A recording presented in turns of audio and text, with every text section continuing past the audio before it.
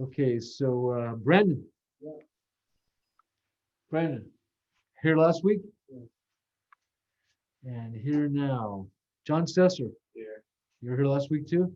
Guess so. You took the quiz. Everybody was here. I don't even have to ask that because you guys took the quiz, and the quiz was within the time slot, so you had to be there at a certain time to do it.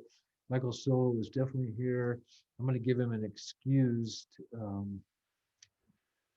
today because he has no internet. And Jose, Yes, sir. Jose Silva Nunez, yes, and yes. Okay, cool. So you guys, everybody knows how they did, right, on the test? Did you go back in today and look? Because I changed everybody's grades.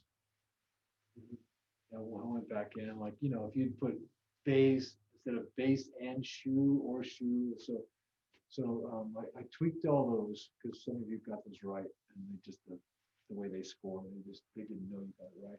And I went back into your midterms too because it didn't score your bonus questions. The only bonus questions you got, like for instance, Sesser got 104%. He should have the shit. Oops. He should be beaten for missing that one question, though, right? What's up with that, John? I can't remember which question. But anyway, way to go, John Sesser. That was really good work on that. Okay, where am I? Where am I? Why am I? So I got should be two more people remotely. You guys are seeing me, right? You're seeing the pin video of me with a mask on. And then here's the risk of losing video again. Here's the class. Here's what you're missing. Everybody masked. Everybody hand sanitized. I wiped all the surfaces down with this disgusting smelling stuff earlier, and everybody got their temperature taken. And there was a prize for the highest temperature. Nah, I'm just kidding. But then you knew that. Hey, so what do you think about the deal, man? It's happening right now. It's How are like, you allowed to do this now? Like, I was always allowed to do it because this class is hybrid. So I told them in the beginning I was going to do some face-to-face labs and remote lectures. So however I wanted to do it, that's why I was provided with all the PPE stuff. I mean, basically I've got face shields and all that stuff too. But I couldn't get it, so that was my plan, was to have a Zoom meeting and then a lab here, and a Zoom meeting and a lab here, and a Zoom meeting.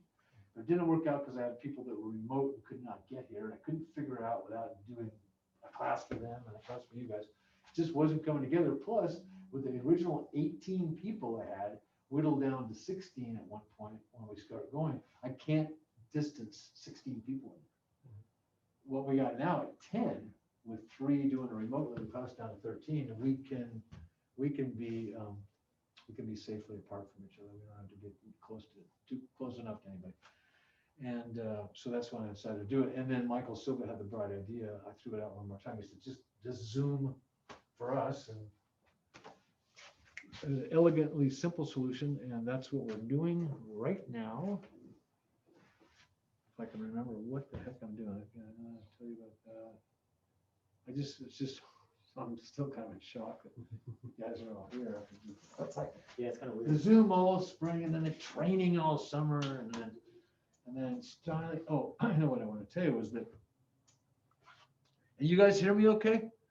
Donna, Ryder, Eric? Yeah, I can. He's coming in good? Okay, good. Yeah. So, I left last Sunday for Laredo, Mexico, which, interestingly enough, is an hour ahead of us.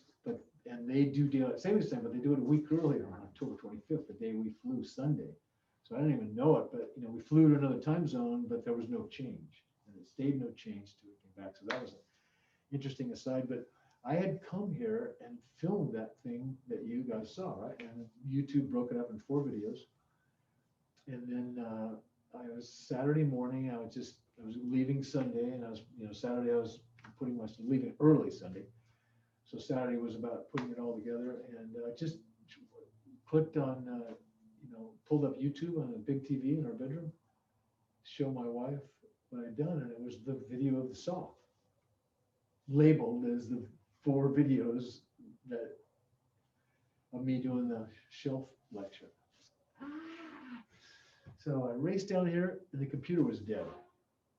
Completely dead. No getting on the computer. I don't know, who knows what happened. There was a bunch of updates happened, and anyway, the IT guy has fixed it since then. So I went next door. Anyway, to make some of this story shorter, I was able to find those videos and get them embedded and get the other ones off. And then I pulled a bonehead move when I got home and deleted forever. So they deleted a YouTube video. It says, this is going to be deleted forever. We want you to think about this. Okay. Click and go, okay, last chance, deleted forever. So I got rid of those stupid saw videos, which bums me out. But really, the more I process it, the more I realize I made something when I made a video, right? I made a thing. Like a lecture became a thing. I've done that lecture pretty similar to that saw thing. I don't know, 24 or 30 times. It was never a thing before. It just was what it was. But now it's a thing. It's a thing that I can lose and delete forever. So I want to make a new one. So tonight, I'll take some suggestions after we do our safety meeting, but I was planning to show you that joint. I don't know if I'll do a new one or if I'll just use the pieces and show you how I did it, or I'll do a new one. We'll decide. And then I wanted to show you, I wanted to roll out the bandsaw and give you a little clinic on the bandsaw, how to change a bandsaw blade. There's really only one way to change a bandsaw blade, and how important it is to adjust your bandsaw blade. And then we'll put an auxiliary table on that, and we'll spin out circle or two. So I'll show you how to cut circles. And you'll get to see too, all you folks at home. Okay, we're gonna do a safety meeting, and I guess nobody's come in.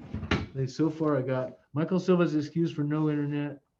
Victor Gallegos is sick, and everybody else is present and accounted for. Okay.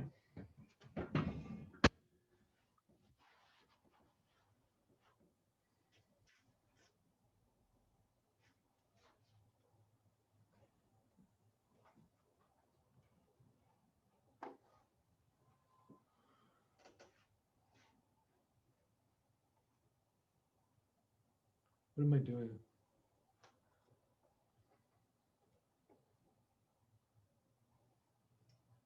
Okay. So can the three of you at home see this screen? Yes? Eric, would you please, I'll read the first paragraph, and then I want Eric to read the second, Ryder the third, Donna the fourth. So this is about sharp and cutting tool safety. Handheld sharp and cutting tools are frequently used in the workplace. The tools range from scissors, razors, saws, and knives to pruners, chisels, and snips. While these tools are very different, they can be used for a wide variety of jobs. They have some common hazards and safety precautions. Horseplay should be forbidden around sharp and cutting tools. Eric. Sharp and cutting tools can cause cuts and puncture wounds. If they're not handled properly, workers should be trained in the tool manufacturer's direction for proper use, including how to inspect, maintain, and sharpen the tool. For some tools, workers must wear personal protective equipment such as safety glasses and well-fitting gloves. In order to choose the right tool for the job, workers should consider not only the job tasks by the type, hardness, and size of the material on which they'll be working. Substituting the wrong tool for the job can lead to an accident or injury. Workers should use only quality tools that are in sharp and good condition. If a tool is broken, dull, or damaged, it should be tagged as such and taken out of service. Donna. The most important rule to remember about using sharp and cutting tools is to always cut away from the body and face. When cutting with one hand, workers should know where the other hand is. If a sharp tool is dropped, workers should be taught not to try to catch it, but allow it to fall, making sure their legs and feet are out of the way. The safe way. The safe way to work with a sharp or cutting tool is to concentrate on the task at hand, making straight, even cuts without rocking, prying, or twisting the tool. Hammering or applying excessive force or pressure to sharp and cutting tools can cause them to slip. Keep in mind that some materials or outdoor conditions can also make tools slippery. Somebody else. Mark? Read another paragraph first, and then I'll finish it off. Did you finish? It's a second to last paragraph. Workers need to be careful when transporting and storing sharp tools. Workers should be instructed not to carry a sharp tool in their pocket, to use a sheath, belt, or apron. And when there is a pause in work, to hold the tool at their sides but a safe distance from their body. When walking with a sharp tool, the tool should be carried with the blade down and away from the body. When climbing with a sharp tool, tool belts or buckets with hand lines should be used so workers can have both hands to grip the ladder. When passing a sharp or cutting tool to another worker, tool should be passed with the hand first and the blade down. They should never be tossed from one worker to another. When not in use, sharp or cutting tools should be stored in a sturdy toolbox or on a tool rack with the sharp edges suitably covered. Otherwise, they should be placed near the back of workbenches to keep handles or blades from extending over the edge. Good one. Good idea. It's all, this is all good stuff. And does anybody know in recording, does it just show the screen share, right? Or does it show the small videos? I got them found. It doesn't really matter. But you guys can't see me now. So let's get out of that. Let's stop the share. Oops, damn it.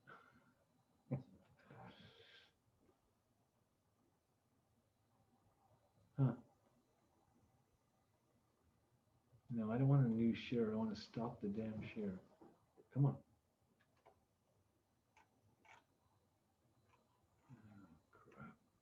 There we go.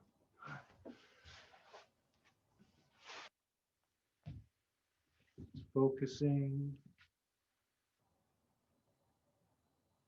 Maybe it'll focus in a minute. What's this? It's a chisel. You'd consider this one of the tools they've been talking about, right? Sharp tool. It's hollow ground. Do you know what that is? Anybody? Nobody? John? Does that mean the blade is beveled up this way, or is it double? Is it double? Hollow. Here's a hollow ground. So what's with the focus? Come on, focus. Why isn't this focusing? Weird. It's not focusing. It's out of focus. All right.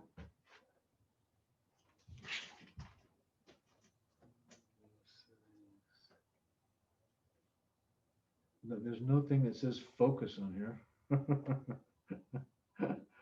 Okay, so just hope it'll focus eventually.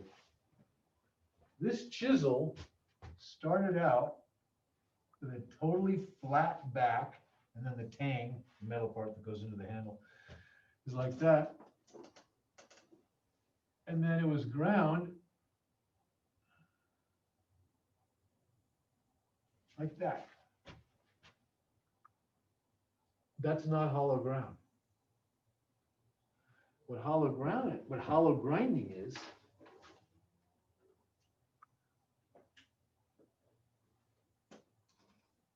that. That's maybe a little more exaggerated. Hopefully you people, my friends at home, can see that. So it did focus finally. So, and you can see why it would do that, right? Because then you can get a sharper knife-like edge rather than a big old fat, lots of metal edge. You can't really get a good edge on that.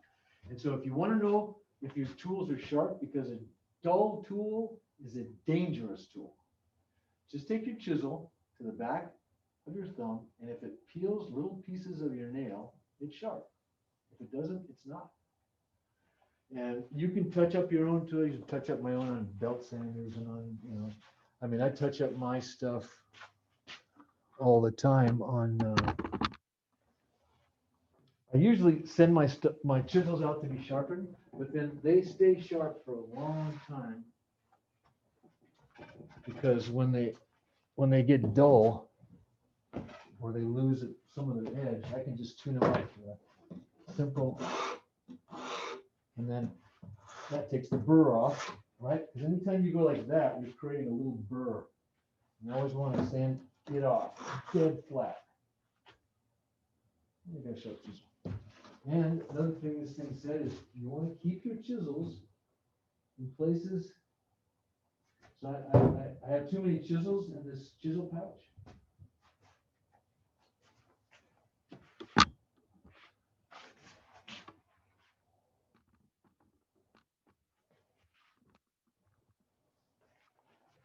Too many chisels in this chisel pouch, and I don't have a cover for that one, so I just make sure one that does have a cover goes in the same pocket with one that doesn't. And I make sure it's protected and the metal's not, metal to metal. The sharp chisels, even though we don't use them as much anymore, I hope to, I think I'll be able to teach you guys how to mortise with a sharp chisel and a razor knife. Because it's a pretty good skill to have if you don't have it. The thrust these days, and for me too, but not so much for me because I'm not doing it commercially anymore, but is to use a template and a router. Because your templaco jigs, which is the red latch boring jig, for handle sets and ball ones and regular back sets, you increase the back set. There are templates that you plug in and use a router around, just perfect mortises for your latch. This is all done with a router. Perfect mortises for your latch. I mean, they just look like they grew there, right? Same thing board here. Perfect mortise for the strike. I learned how to do that with a razor knife and chisel. And I will show you that. And something that really comes in handy, and some of you will know what these are, and some of you won't know what they are. And I'm kind of bouncing all over the place, but that's just going to have to bear with me. That's what's going to happen. I'm going to bounce a bit. What are these? Router bits. No.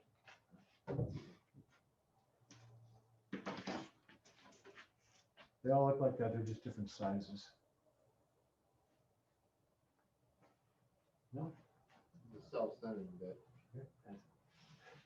Yeah, it's a self-centering bit. I would call this a VIX bit. You know why I call it a VIX bit? No. Because it's made by SE Vic. And these are the guys that really made them happen. SE Vic, and it's a self-centering. This part goes down into a countersink, right? The countersink where the screws go in, into hinges, hinge mortises. You can't nobody can see it from there, but the mortises on the strike, the mortises on the latch, they're all countersunk. This is the big one. These come in different sizes. That goes into the countersink, and then that's shoved up in your drill, and then the drill bit's going, and you push, and you get dang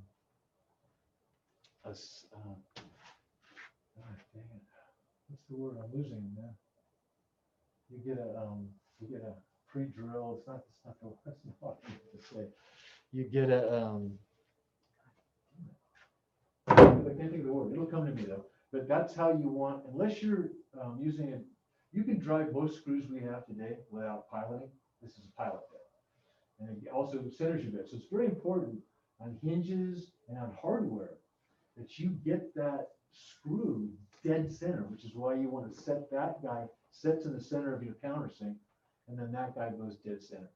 And you get a dead center pilot hole to guide your screw, which it cuts the threads into the hole, right? Dead center. Because if you miss and you got a piece of hard grain or something, and even if you use an awl and you go to that side of it, you can mess up your whole thing. So if you've got a hole like that that's countersunk, and you got a piece of hardwood going through there, instead of dead center, you start it over here, Now your screws cattywampus. It's not, screw head's not fitting down. Your flathead screw head's not fitting down. So these are worth their weight in gold. Vicks bits. This is $50 worth of Vicks bits, but you. Is it like a little cap with a point on the tip of it that makes it center, or? Just pass them around. Make sure y'all get a look at it. Okay. So Vicks bits, and then yeah. Show it right back to you. See that?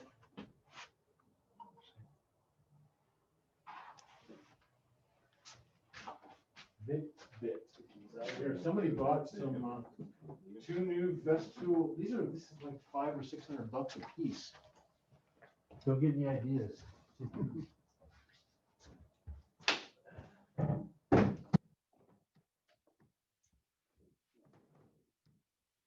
Okay. It's much quicker than eyeballing and making sure you don't look up. Yeah, don't ever eyeball. Don't ever I eyeball. just did it today. If you're, you want to at least have this tool, which I probably don't have, it's probably at home. Yeah, I usually kept it here, but is an awl, a scratch awl, a good scratch awl, which is just a super pointy, like an ice pick, right? I like the wood handled one. That's got a handle half like that. Although I did just buy a metal one, kind of a rubbery. Anybody know what this is? What this is? Is that a punch?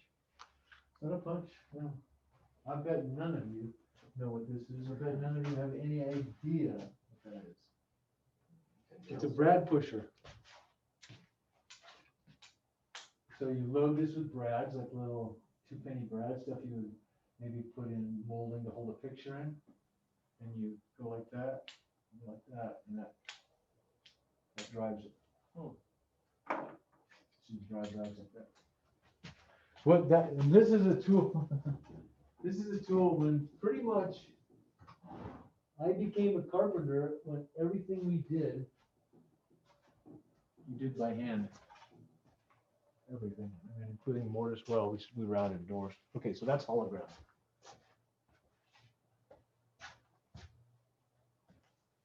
Let's look at that test. Okay, we're gonna look at the test. Okay, okay.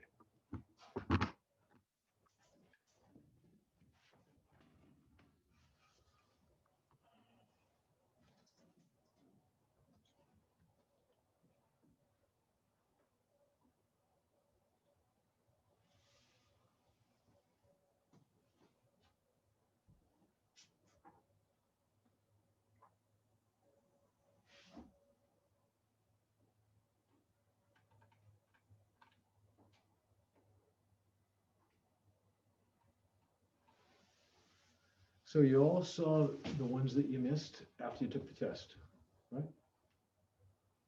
Everybody should have. The correct answer, after you took the test, the correct answers are shown, right? Yeah. Okay.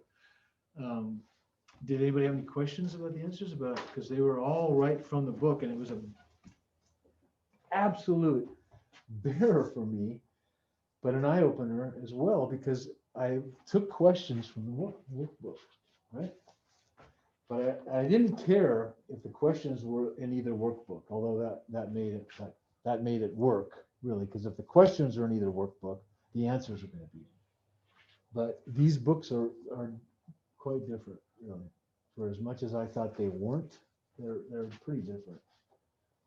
So we're going to still stumble through with the 11th edition, the people that have the 11th edition this semester. But I would really, I'm going to require the 12th edition. Actually, I'm going to require the 13th edition. But I've got the 12th edition, and I'll get the 13th edition online from the publisher. Did I tell you guys about this? I contacted the publisher, and so now I've got an online copy. I haven't had a chance to even get into it or play with it, but it's got a whole bunch of stuff, including, videos and all kinds of stuff that I can give, that I'll have access to, that I can give you guys access to as well. And it has a ton of questions and quizzes and question banks, which is just, it's crazy for me. The questions the way I have to do it now, make it up and then move the stuff around. So I'd rather not do it that way. And question number 1. Anybody remember missing that? Well, so the questions, that's another thing I'm going to stop doing is having them jumble up, and the questions. So the size of a portable belt sander is determined by what? Belt length and width. Yeah. So a 4x24 belt sander is what? It takes a 4-inch wide by 24-inch in circumference long, because they're joined together continuously. 4x24 takes a 4-inch by 24-inch belt. A 3x21 takes a 3x21. So that's, and all of these answers are right out of the book. So 11th and or 12th. So if you have 11th, they're out of the 11th. If you have 12th, they're in the 12th too. It's the same answer. Virtually the same presentation, those guys. And then the depth of cut of a power plane is adjusted by raising or lowering. Well, see, I'm going to answer this. Belt width and length. So it's the front shoe, right? That's the front shoe. Right? Front shoe? Okay. And then again, I don't want to really have to go look that stuff up unless you guys say, oh, we didn't see that in the book. Then we'll go look it up. Okay. And just to get back to the book for just a second, I'm going to use the book more than ever, more than I ever have, just because of this distance education stuff.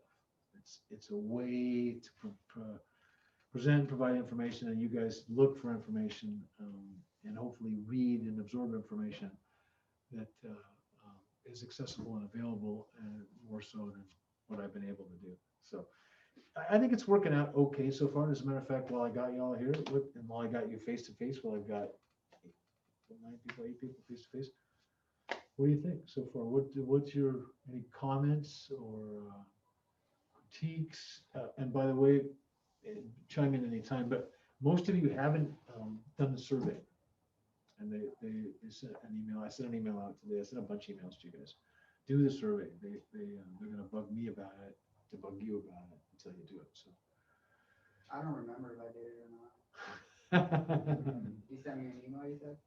Yeah, If I didn't I do it? sent a link, and well, actually, you should have been sent a link, not from me. I told you guys to anticipate the link, and then it was sent by somebody else. I think By Patrick had the same thing, and and Jim too, if you have any Jim. I did one of them. Okay. I think, or maybe I did both, but I don't remember. Okay, well, we'll find out. Ultimately, it'll come down to these guys haven't done it. Please ask them to do it. So we'll do that. Now, where was I? Comments? Yeah, anybody have any comments about the class so far? I know and if you do, if you can chime in at any time, really. But I did remember that based on the comments I got from the video about that 30-degree shoulder monitor, that some of you didn't quite get it, and the board didn't quite get you there. So I thought maybe you might want to see that happen here. We can run through that, and we'll do that. And with you guys have seen it on Zoom, and those are the videos that I mistakenly got rid of too, forever, deleted forever. Okay, so most power tools require lubrication with frequent lubrication with grease or oil to keep them in good condition. Is that true or false? Yeah, it's exactly false. But a lot of you wrote true. A lot of you missed that because it kind of sounds good, right? Yeah, dude, power tools, lubrication. No, they're seal bearings. They don't require anything. And we used to have to, they still like you to drop a little oil on the end of your pneumatic gun, but they don't even provide you with the oil, I don't think anymore. Maybe they do. But we don't, our power tools do not require a frequent lubrication. So that's patently false. When jointing the edge of a straight piece of stock, the depth of cut will gradually decrease, forming a taper if the outfeed table is slightly higher than the cutter head. Does anybody need me to illustrate that? Because I will be happy to when I illustrate the joiner. At some point, I'll do a little clinic on the surface planer and the joiner. So those of you that aren't that familiar, some of you maybe not familiar at all, will learn about what those tools are. Those stationary power tools, which if you were going to have a garage shop and you were going to make stuff, if you were not just going to do finished carpentry, but you were gonna make stuff for yourself and your friends, or for money. You'd want the stuff that's here. You could do with less, that's for sure. But you'd want a unisaw or a saw stop, but a 10-inch Delta or Rockwell or Porter-Cable unisaw is a must, kind of heart of the shop. And if you can't afford that, then a good Bosch DeWalt, one of those with the outfeed tables, you could get away with that for a while. But eventually you're going to need a surface planer. That's a bit big. You can get benchtop ones. Ryobi makes a good one that works. You're going to have a joiner. That's a 6-inch. You could get a 4-inch. And again, I'll show you. So besides the table saw, the joiner, the surfacer, and the shaper are real basis of shop tools. But the shaper, unless you're into doing some shaping and it attracts you, you probably wouldn't get a shaper because you can have all your doors made. You can do all kinds of things without having a shaper, including if you've got a decent router, you can basically have a mini shaper with a good router table. Do y'all know what that is? I showed you if you go back to that first virtual shop video, I showed the router table, but it's basically a table that you mount a router into upside down. So it spins, you put beads, knives on it and push the work against the fence through the knives versus holding the router and drawing the router across the work. Do you have Rikon jointers are any good? Have you ever heard of that brand? Rikon, I haven't. No. Is it Chinese? I don't know. I saw one on Craigslist the other day. How much? $250. What size? They're the width of the bed, so 4-inch, 6-inch, 8-inch, 12. I'm not sure. It was like it was like, you set it on a table. So a bench top, probably a 4-inch. Yeah, $250. That might be a good price. I don't know. I'll do a little research on it. Porter-Cable used to make a combo 9-inch saw, 4-inch jointer. And it's on the same table. The 4-inch jointer was on this side, and the 9-inch saw was on this side. It's a really cool item. I don't know that they make that anymore. I kind of doubt that they do. But I will show you that when we go through the joiner, how that happens, how the outfeed table is slightly higher than the cutter head. It's not a good thing. So in a joiner, when you change the knives and when you adjust a joiner, you have an outfeed table slot. You have a cutter head, and you have cutters that revolve around, right? Turn this way. This is your infeed table, and you adjust the depth of cut by dropping the infeed table. The outfeed table needs to be dead flush. TDC, who knows what TDC is? Top dead center. So when that thing is revolved at its apogee, the top dead center, it needs to plane exactly with that. So we usually put something really hard on that and move the knife around until so it doesn't raise. So as the cutter goes around, it doesn't raise this thing. Good. And if it's slightly higher, then you'll get a tapered cut. You don't want that. Yeah, joiner, it's a simple tool, but it's not a lot of people know. You can do rabbets in the joiner, you can do bevels, you can do all kinds of fun stuff.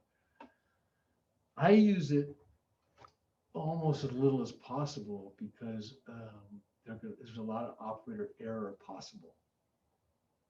And what I mean by that is that when you're milling stock, which is what I hope to get us to do, I've got it all banded and I've got it all detailed for widths and rough lengths for the jam extenders and the trim for all the windows and doors and tiny house.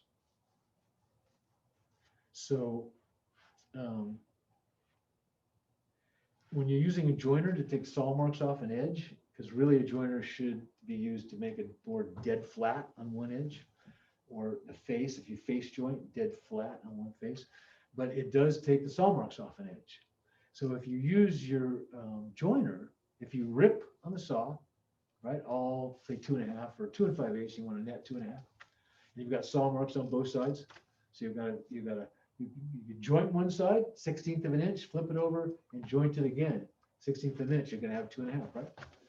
The problem is if you've got multiple stiles and rails at 2.5, let's say you need a bunch of stock 2.5, it's all netting 2.5. It needs to all net 2.5. And if you're picture framing, and there's 45s, it's got to be the same width.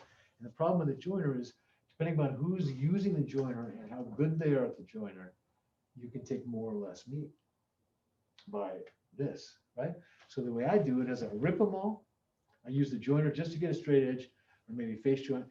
I rip them all and I shoot them all through the surface planer on edge, and the surface planer takes off the saw marks, flip it over, takes off the saw marks, and they're still exactly the same size. No possible way they can get out of it versus a joiner, which you could see, follow that? And when we do those tools, you'll have a good sense of it. And when you see those tools, you at home, the video audience at home will have a good sense of it too. So the T-bevel,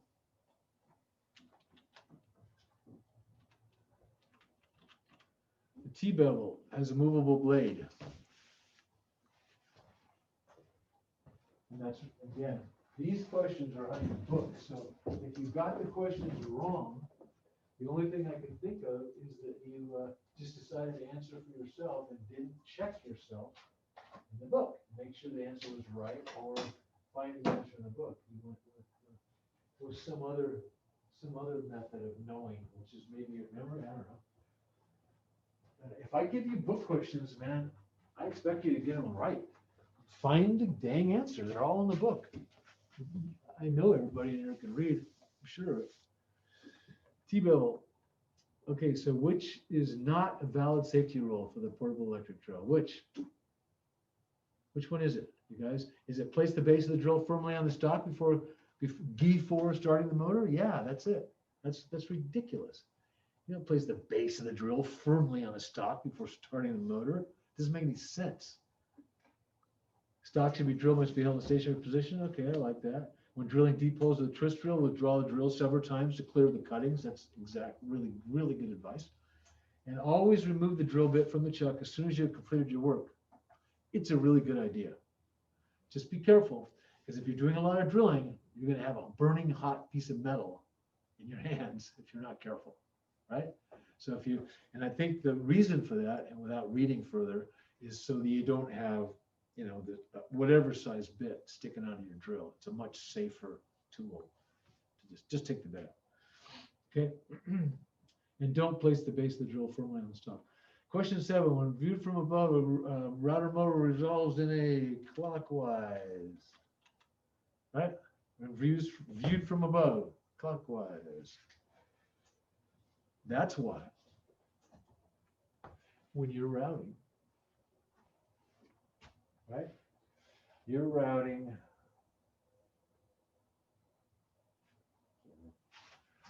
I got to revisit that, but it is clockwise.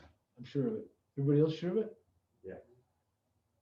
Tool is properly grounded. Some of you, and by the way, if you go back and look, if you were close to this stuff, because they gave you the answer wrong if you didn't write, exact words that I wrote. So that's kind of stupid. I'll try not to do those too much anymore because it was too much trouble for me. And what's in addition to? See, I'll let Jeff do this damn thing. The depth of the cut of the portable circular saw is adjusted by raising or lowering the base or shoe. And again, some of you guys got that wrong because you just put base, or you just put shoe, or you put base/shoe, which is stupid. So I corrected that. And then, which of the following operations cannot be done with a speed square? All the answers are correct. You can mark square cutoff lines. You can mark any angle from 0 to 90. Any of you have a problem with that or are unclear, I'll grab one and show you. And you can lay out rafters with it. That's what it's for. It's a layout tool, and you can use it to guide square cuts and circulars. All of those. Straight bits, and again, right out of your book. straight bits, in quotes, straight bits, probably in italics, straight bits. So you got to read the book. Really, if you want to get these correct, just go read the book. It's not that tough, you know. You know how to do it, right? Look for, like, if you're looking for routers, we're in chapter 5, right? Let's just look. We'll look in 11. So 11 or 12 won't matter. They're both chapter 5. Look in chapter 5. Power tools, rotary hammer drills, portable sanders, belt sanders, radio arm saws, joiners, special saws, table saws.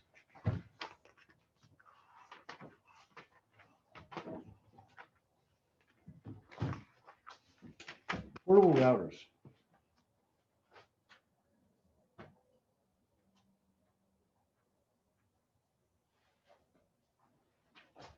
Okay, a portable router revolves in a clockwise direction. Okay, good, we got that.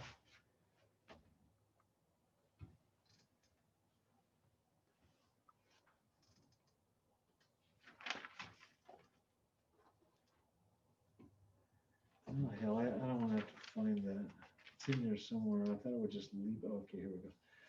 And so it's the beginning. So really, portable routers.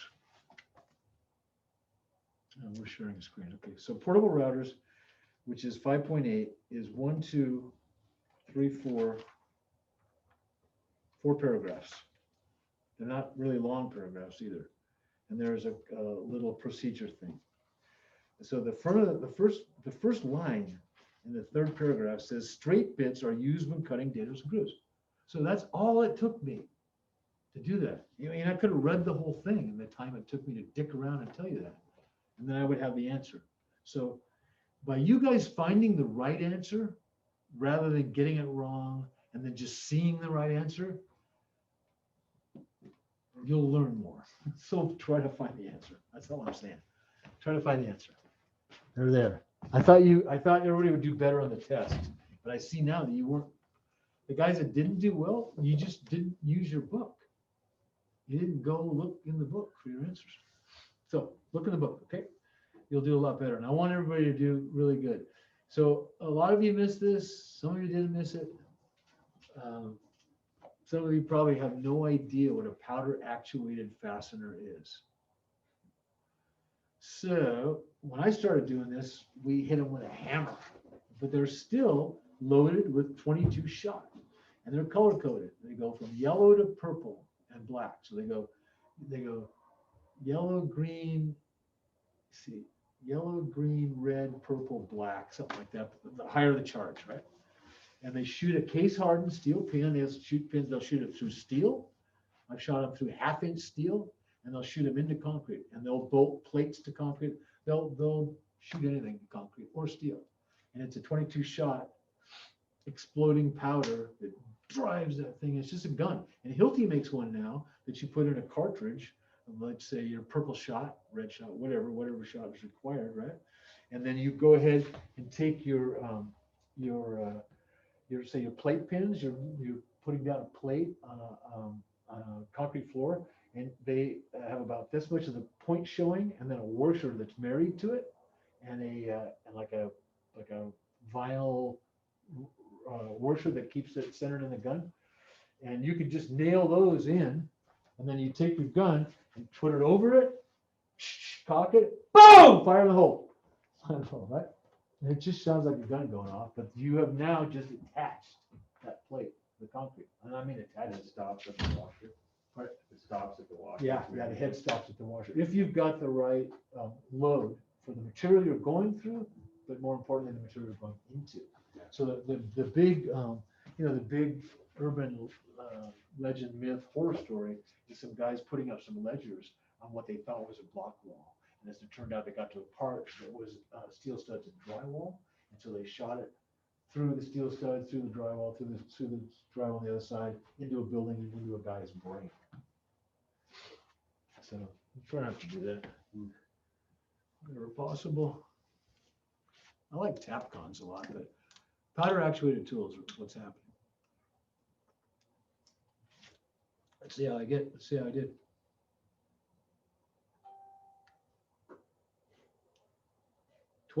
Dude. I got 12 out of 12. Unreal. You'd hope I would, right? Can you go back to that last question?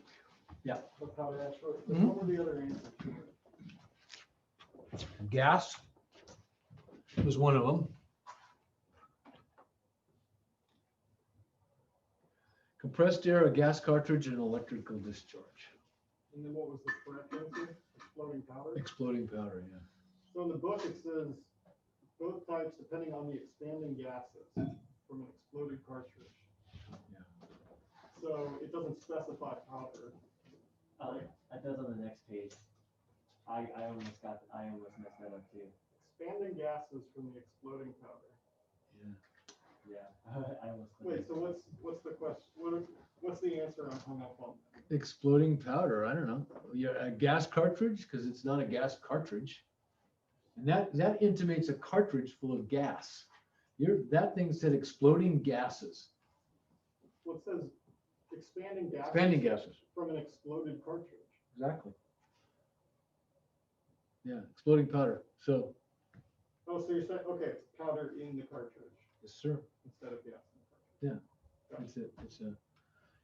It's a 22 shell, really, basically without a lead tip or a hollow ground tip on it. But yeah, I like this 22 longs. I like the 223 a lot. I had this piece called the AT22. It was about this long. It broke into two pieces. It had a collapsible and folding metal stock, slide in, fire suppression shrouds, 30 round banana clip, 9 power scope. And that thing, I could put 30 rounds, I swear to you, in a 1-inch bull from 100 yards every time on a sandbag rest with no wind. Anyway, it's long gone. So that's the quiz. Does anybody have any questions about the quiz? When I get this thing, I might just use you guys as guinea pigs. I'm sorry, but it might happen. Once I get this bank, if I get all these great questions and answers and I'm able to just import them with copy and paste, you're in trouble, man. You guys are going to be quizzed to death. No, I'm just kidding. But I will try out a couple of quizzes on you. So just be prepared. And really, you don't need to be prepared. You just need to be prepared to take the damn test, which is to have a book by you. You'll find the answers. It's not that hard. You know, even if you got to read the whole chapter, God forbid. We'll do 19. We'll go from chapter 5 to chapter 19. That's the next one we'll do, which is doors and windows. Okay. Okay, so that's that. Now what do we do? Let's see when I get out of the share. Now what? Yeah, okay. There you go. Hey, folks at home, what's happening? Everybody with me still? What time is it? So, Yes.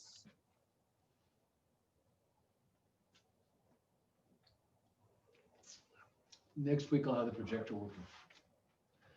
They disconnected it for some reason, so we'll have the projector working and we'll get we'll project the safety thing and stuff like that. So, anybody have any questions for me yet so far? I'm gonna put my chisels away. Chisels, good things to have. You know, if you get them, get a set. Marples is a good brand of chisels, but they're certainly not the only one. So, chisels would be good things to have.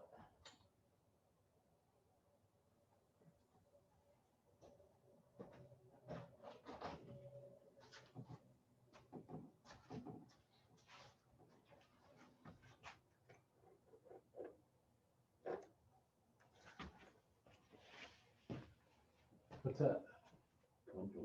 Contour gauge. Excellent. It'll duplicate whenever it's pushed up again. This is, I gotta lubricate this.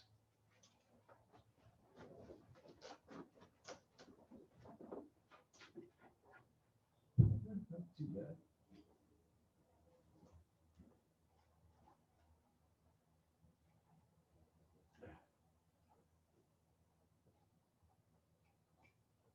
So there's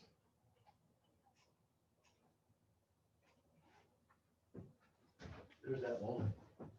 That moment I just put up last week, right there. If I wanted to duplicate that, or if I wanted to draw it on a piece of paper, go, yeah, that's that moment.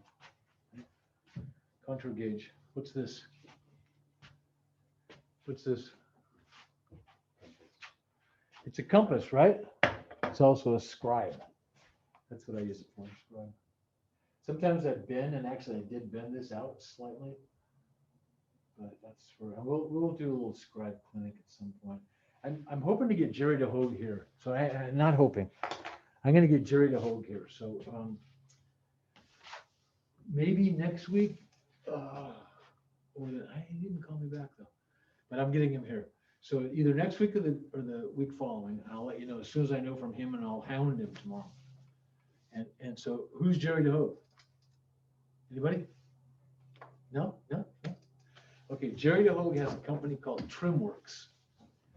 And they're professional finish carpenters, C6. And the guy he's like, if you want to be a finish carpenter, this is the guy you should be worshiping at his altar. Because he'll pull up here in his big old, he used to have a Wells Cargo, I don't know what it is now. He's got a big trailer and drop the thing, and it's completely built out. He's got 34 routers in there, and pull out drawers with up to 8-foot levels, and every template, hinge template, and power planes, and he will. I'll have that door gone there. I think I'll leave that one for now. I'm gonna have that door gone. I'll have some jam stock, some stop, some butt hinges, a loose door, door blank, and Jerry will job hang the door. He'll set up right here, and he'll show you how to put a back bevel on the inside, and to mortise for the hinges, and use Vicks bit.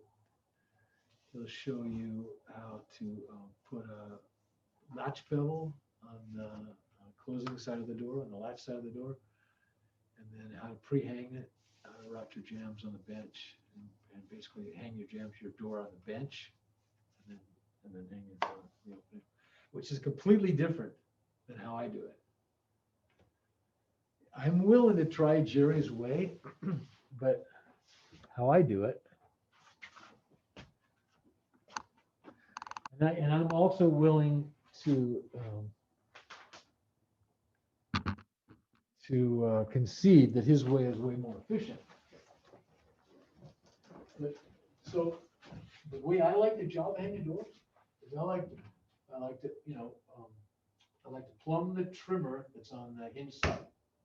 So I like to go because in framing you have a king stud, and against the king stud is the trimmer, which holds up the head, right? And so I like to get in there and shim behind and use my bar, and then get it just where I want it, and then drive some nails and drive them over so it's locked in. So get that hinge side trimmer dead plumb. I do that first in the opening, then I measure the opening. And this is a 2-4 door, I think. And then I build my jams. I'm usually talking about building a whole bunch of jams. So build a 2-4 jam for this. It's rabbeted. By the legs are rabbeted, and the head just gets cut for 2-4 less or plus, what I want for the outside, or less what I want for the door. Anyway, so I build the jams, I throw the jams in the hole, but before I throw the jams in the hole, build all the jams, I plumb the trimmers, I come about an inch over, and I drive a nail, and I hang a plumb bar, and I make a plumb mark on the floor. It's approximately an inch from my trimmer, the side of the trimmer. A nail hole, which I can see, leave the nail in there, and a plumb mark on the floor, on the subfloor, the rough floor. And then I do that on all the jams I'm gonna hang. And then I take the jam I built, and I just throw it in the opening with a couple of shims, and I try to slam it tight to the trimmer. Now, a lot of framers, finish guys, Jerry, he likes to center his jam in the opening. That's not how I was taught to do it, and I like it this way. I like slamming it inside. All the strength of your door is in the hinges and the hinge side. This is just latching. This is just latching. There's not much going on there, right? Latch. You slam your door, it hits the stop hard, but still, this is where the action is. This is where it's, that jam better be married to that trimmer, man. And the hinges better be right, because this is a hollow core door. This is nothing, but I've hung 4.0, 10.0 doors.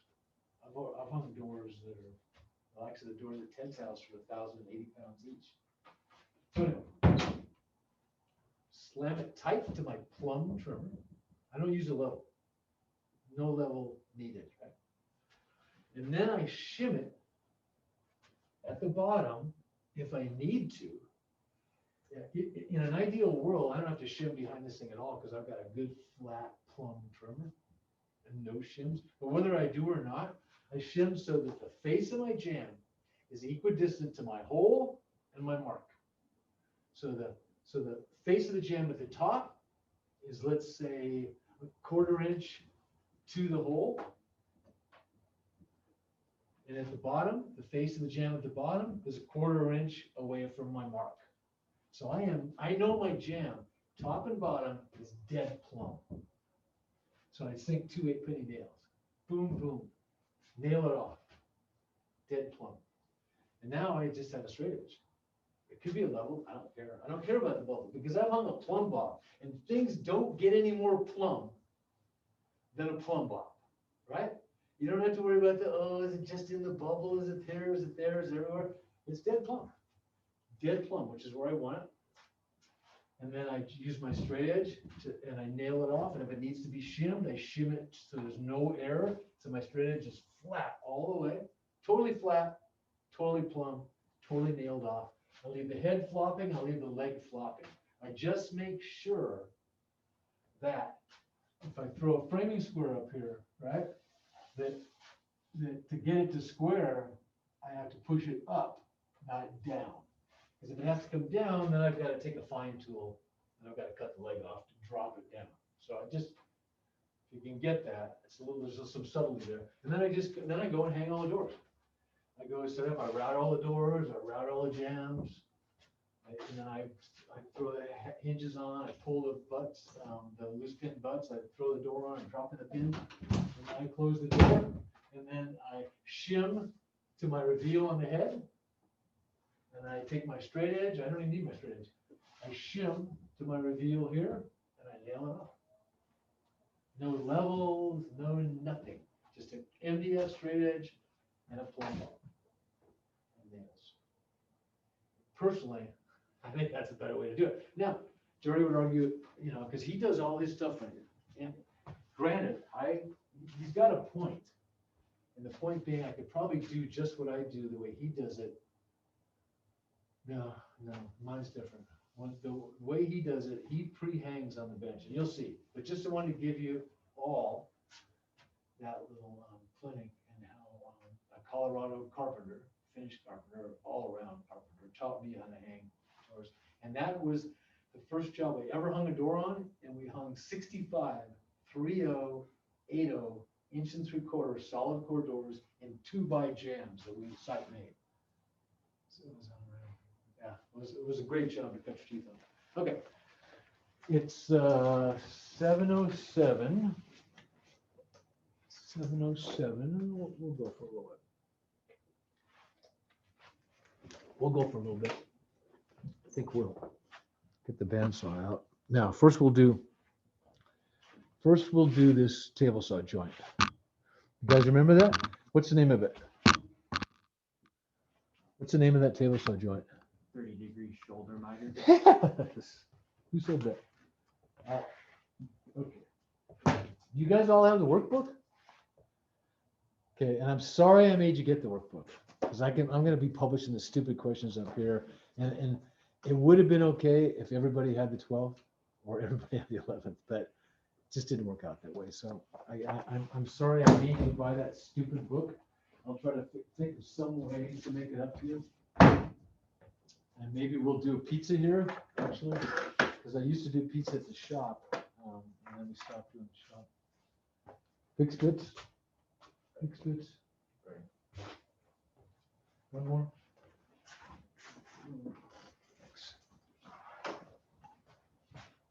Thanks. So for the last 45 years, I thought these were VIX bits. It's actually VICKS. That's great. Living and learning.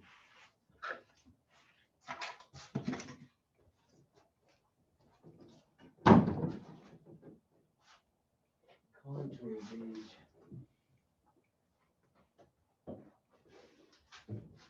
And Vicks bits.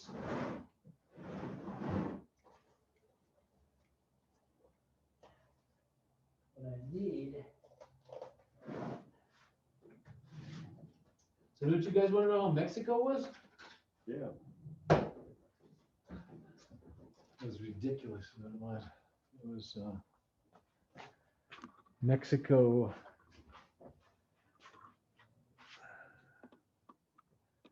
Was pure indulgence, pure overindulgence in some ways, but so it's just really incredible resort. I'll get some pics. I'll put some pics up because I got a couple of good pics, but it's about 42 kilometers south of Loreto, which is 2/3 of the way down the Baja Peninsula over on the Sea of Cortez side. So, and right below Loreto is Puerto Escondido, which is a small little harbor, and it's pretty sheltered. It's in the lee of its own little bay, but it's also got Islas de Carmen, which is about maybe 5 miles, 10 miles. I don't think it's 10, maybe 5 miles. Big Long Island, which is a beautiful island. So the diving is incredible. And on the backside of Islas de Carmen is an abandoned salt mining town, and off that, about a mile out and maybe 50 feet of water is a 300-foot wreck laying on its side. And it's laying on the seabed, and the hull comes up like this. And it's been there for a long time because it's completely grown with sea growth. And I've got scallops this big on it. But anyway, I didn't go there this time. Went to this resort south of Puerto Escondido. It's a place called Denzante Bay, and it's this. There's nothing there except a very small village that serves the resort, and it's on this bay with the little islands dotted in front of the bay, and see on the Sea of Cortez. And it's just unbelievable. I mean, there's like 5 pools, and there's a volleyball pool, and there's a hot tub basically as big as this room. Yeah, 103 degrees. Literally, it's as big as this room. The hot tub. Buffet that you can't believe, and then stage for the entertainment, and then all these walkways, and this Casa Mia restaurant. That's all this one property, and these like 5- and 6-story accommodations, multiple story hotel rooms, and all with giant patios. And my buddies had this. They were on the 5th floor with this golf course and bay view with a wraparound patio. I was so jealous. We had the shittiest room by comparison, but still wasn't that bad a room. And it was all inclusive. So all the food was included and all the booze. So I don't drink. So that didn't bother me. Although my friends, the 7 other guys I was with, drank from morning till night. I mean, literally, it was shot of tequila first thing, and it was beer in the cart, the golf carts all day long. They golf all 5 days, and then they bought Rick bought tequila. The guys were buying tequila to spike their drinks, and the beer I think was part of it. Maybe they had to buy the beer on the golf course, but at the resort, you could just order margaritas, endless margaritas. It's all part of the thing, including the food at the buffet. But if you want to eat in their Tony restaurant, it's an extra $20, and then you can eat in the Tony restaurant, their high-end restaurant, which I thought was the fish I had absolutely sucked. Ugh, it makes me just cringe to think of it. But the really cool part was this drink in that restaurant. They made this Mexican coffee, and I've never seen it made anywhere, and it was the most fascinating thing that I have seen in a long time. And maybe, I'm just a hick, and you guys have all seen stuff like this, but I have never, ever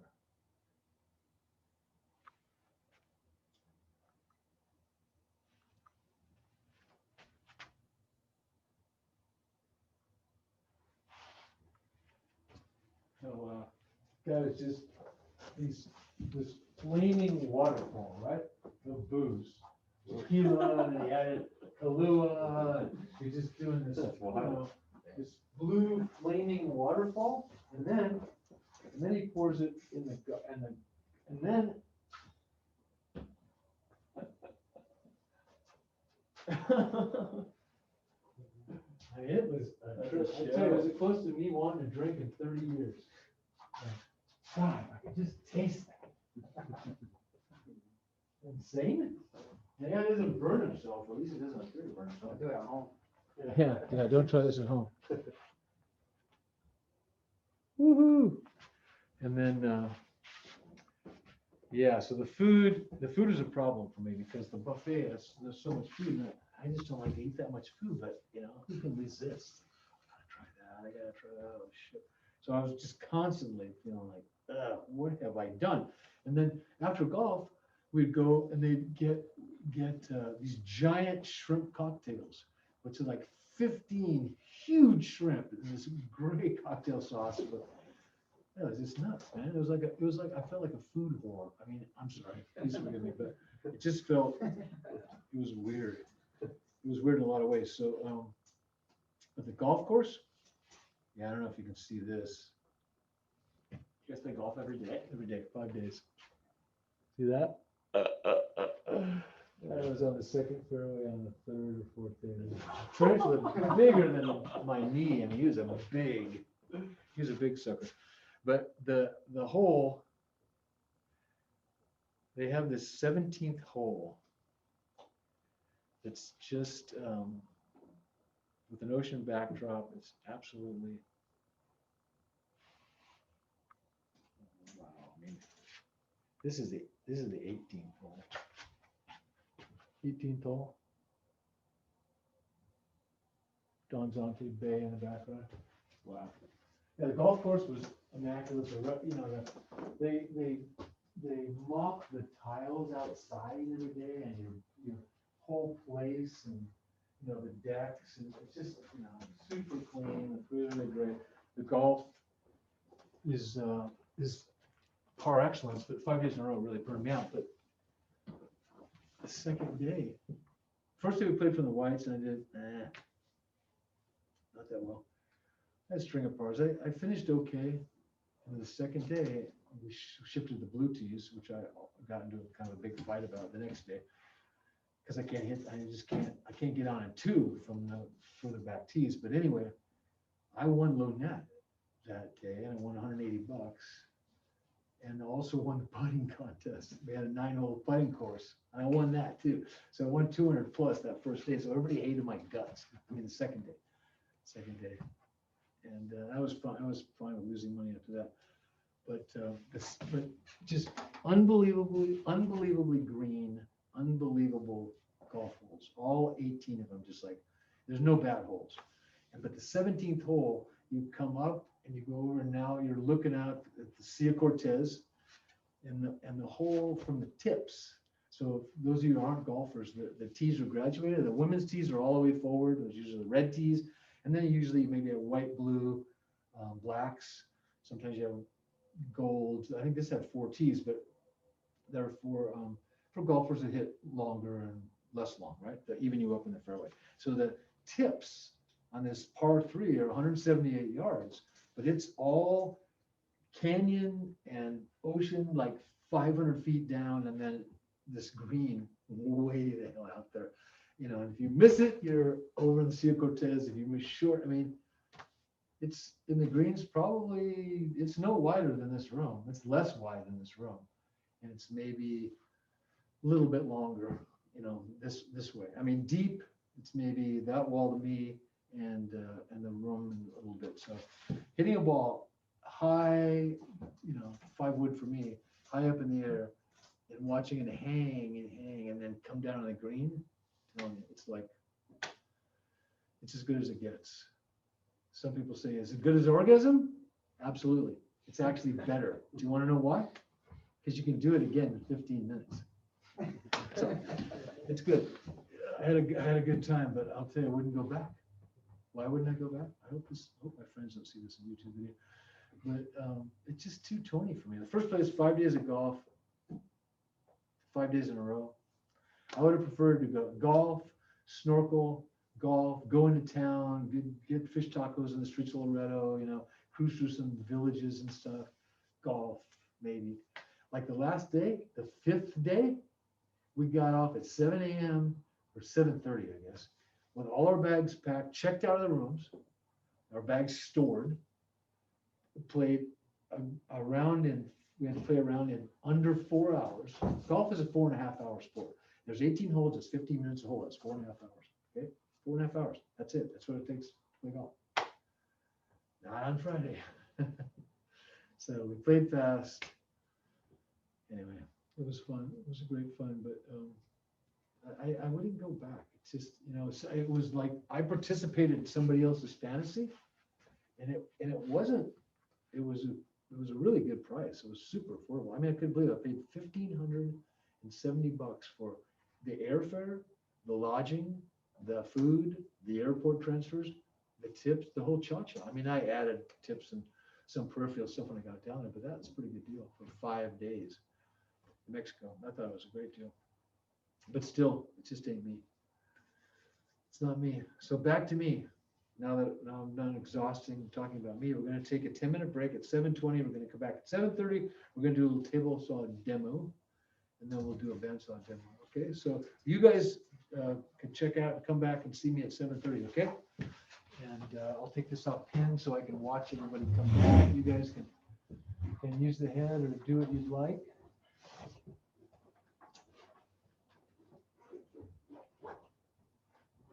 There was Eric. Oh, Victor, you made it. Victor, you there? Yeah. Oh, good, man. How you feeling? I'm alright. Yeah? You still got the sniffles? Yeah. Okay, well, I'm glad you didn't bring them with you. I'm glad it was a good decision. So I have you with it as an S for sick. Now I'm going to erase your S and mark you here, okay? Yeah. And you were here last week too, right? You clicked on you did the quiz and everything? Yes. Okay, so we're coming back at 7:30. You know what? Wait, Make it 7:35. Was there a video we were supposed to watch last week? Yeah, you didn't. I don't, I You didn't don't, watch it? Yeah, I don't think there's a video you're supposed to watch. I don't think I got it. Was it in the email? Yeah, no, it's not in the email. It's on your Canvas. Oh, all right. Yeah, you got to go to your Canvas, go to that week, and it's there, and you can watch it. But come back at 7:35. We're gonna have class again at 7:35. Okay? All right. Okay, dude. 7:30. Arthur, you work at Campo Van? Yeah, Nice. How long have you been working there for? 6 months now. Nice. Yeah. I was checking out that website. You guys, it looks like you do some really cool. Okay, so will you guys help me remember Yeah, to record again? I'm getting away.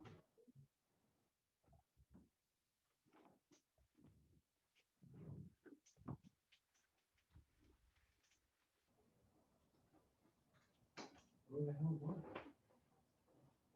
Are those all set up with solar too? What's that? Are they set up with solar panels? Yeah, we'll do the solar and all that. And solar charge controller. Where the hell am I? Oh, Jesus.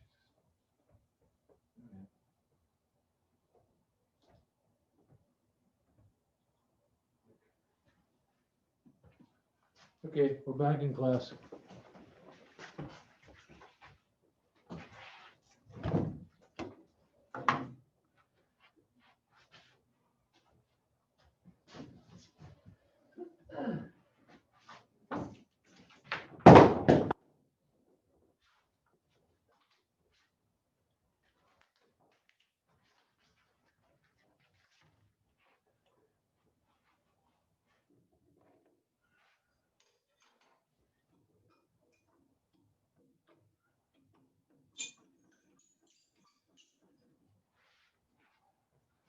When these things catch on the saw and drag your face into the blade.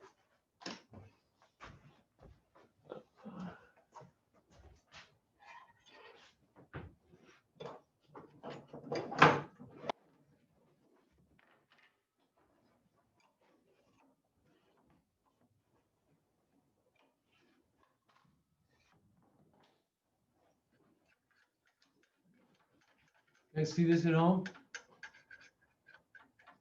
Yeah, you can't see down in here, but.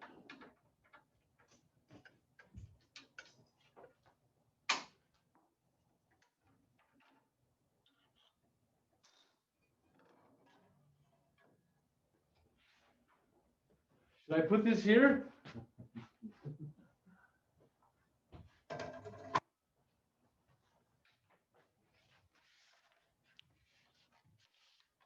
Enru. This is Japanese steel, huh? Damn, this is Chinese steel, but they were made in Japan. Okay, so rotation, right? Table saws always turn towards you. Always.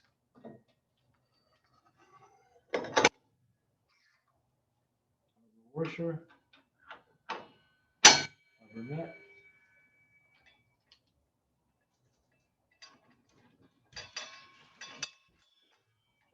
Always use a guard. I'm not going to.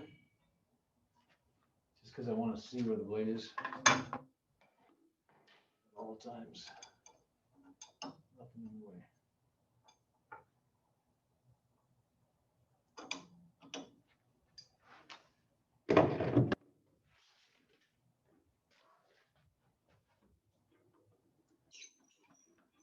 Okay, so you remember that first cut on the 30-degree shoulder miter?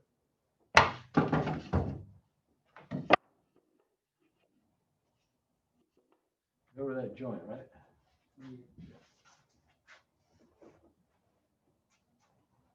That first cut, I reeled the blade. Oh, I don't think I could do it. Yeah. Can I do it with this insert? Yeah, I guess I to 30 degrees. Right there.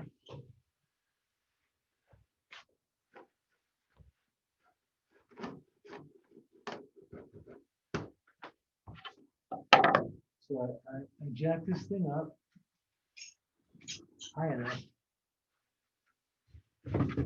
Took the miter guide. I already set at 90, got a positive stop. And I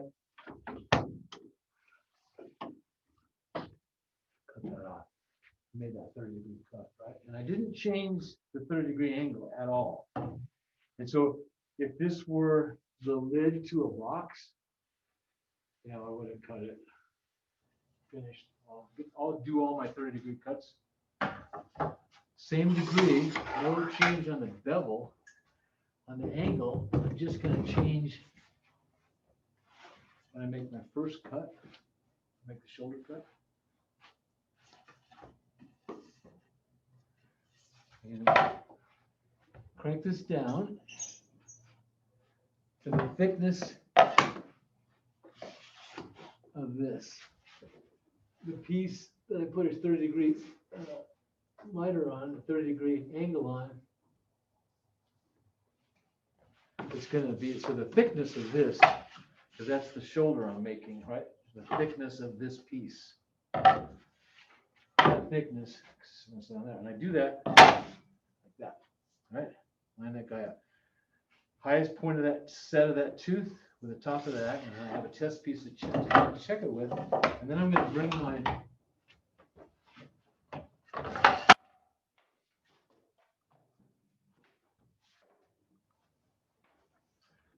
the fence way over, really close. Really, really close. So that, and I'm going to keep walking it in there. And I'm going to make that first cut like that. And it's going to make that curve right there. And I'm going to move it over until it just gives me that knife edge. And it goes right to zero. That 30-degree cut that I just made in there on end, like that. Everybody see that? How I did that? Move the fence over, kept walking it in until, let's see.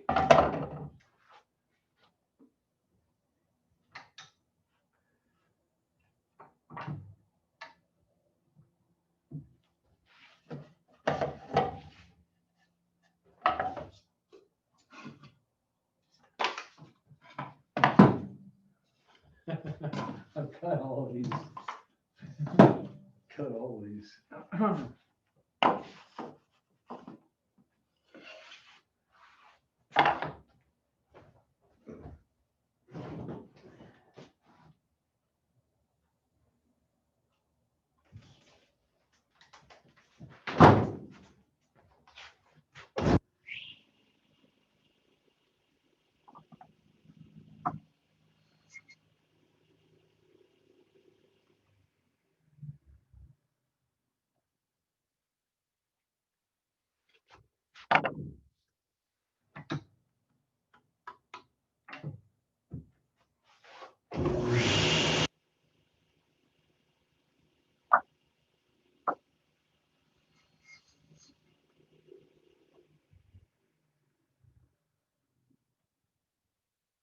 Move that fence over.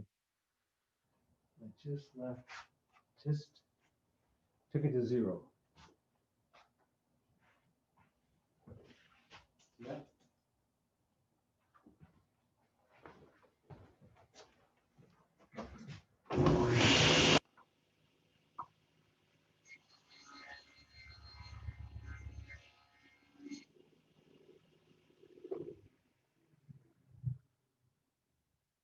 And then my final cut,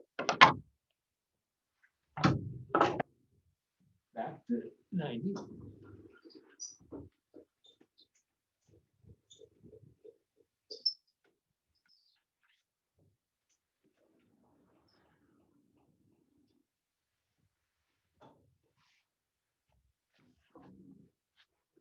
Down, cut my shoulder.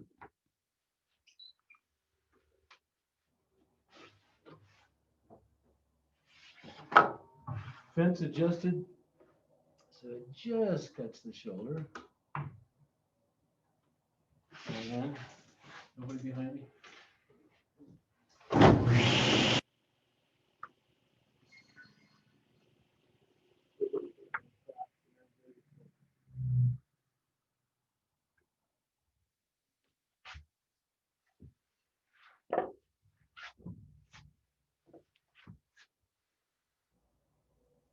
And that's me not taking a whole lot of time there. If you're gonna make any of these joints, you're gonna have some scrap pieces to do your stuff and to make all your test pieces, and so that you know it's gonna work, and then you do your milling. Because it's really, essentially what we're doing is we're machining material, usually sheet goods, well, sheet goods and saw stock on a table saw, but we're feeding it, right? So we got a really sharp blade, we got a good 90-degree trunnion on that thing, and the angles are predictable and dependable. We can get it to 90, but you're feeding it. Somebody's feeding it. So now, if you're not careful, you just got to be steady. Steady hands. Know where your hands are all the time. Know where the blade is all the time, and just steady feed. So that's a 30-degree shoulder miner. We got any questions on it? Now that you've seen it happen, and I don't think you have any questions on the rabbit. I didn't hear anybody question the rabbit. I mean, basically rabbits, again, the thickness of the stock. And you can do this, you can measure this too. I like to just put the blade up, feel it, and then do it on a test piece and see where it's at, and then raise or lower the blade to make sure. So the thickness, right? Thickness of what you want to rabbit, that would be, this rabbit would be a rabbit to receive that, right?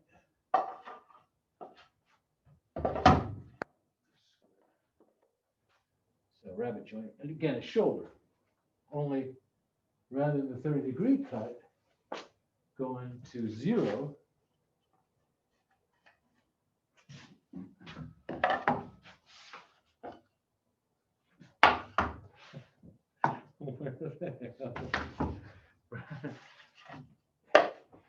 right? 0. That's what outside corner should look like if you're building a box joint. In the rabbit joint,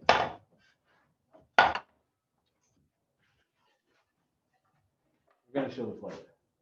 It's a great joint, but unless that's cool for you, you don't want to do that. Or if it doesn't show, something like that, that's fine, right? That's a good looking joint. So the thickness of what's gonna rest on it, you create the shoulder, you decide what the shoulder is, I like 1/4 of an inch, it's an easy one. Especially if it's 3/4 plywood, leaves a half, so if you've got 2 rabbits, you're gonna add an inch, that's what your overall is gonna be from your head, right? Because your head's gonna be a 1/4 inch pass and a 1/4 inch pass if you're considering this a head, so that first pass is always whatever that is to the outside set of the tooth, right? In this case, I think it was 1/4 inch. Then that pass, that depth, and then the second pass, same thing, cut the shoulder. You've already got that cut, bring it over the shoulder, drop it to where you want it, and then cut the shoulder. And voila, a rabbit joint. Easy table saw joint. Now, for a leg like that, for a jam leg, like all 4 of those jam legs are rabbited, the head's rabbited for the head jam, all these jams, right? These are the jams, the door's hanging the jam, it's the frame that hangs the door. This head jam sits on a rabbit, these 2 legs. That would not be a fun thing. Well, it would not be a possible thing to do on a saw, a 6/8 leg, right? Couldn't do it. That ceiling's taller than that.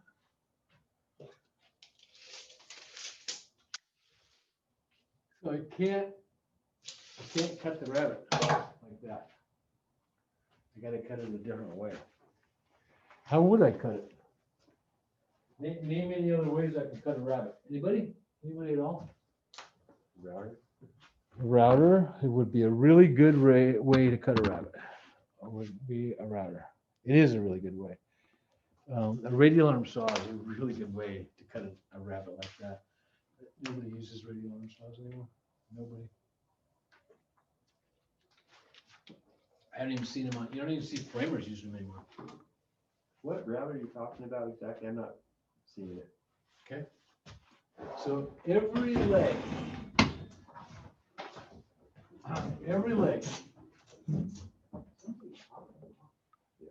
Wearing a long john top is really weird. Every jam leg, I shouldn't say every, but most jam legs, especially any jam legs you buy, like you go to Hayward's and buy them. Just see if you can open that.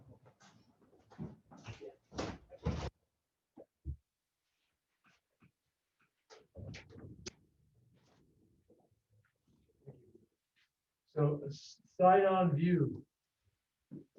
Back of it. The rabbit.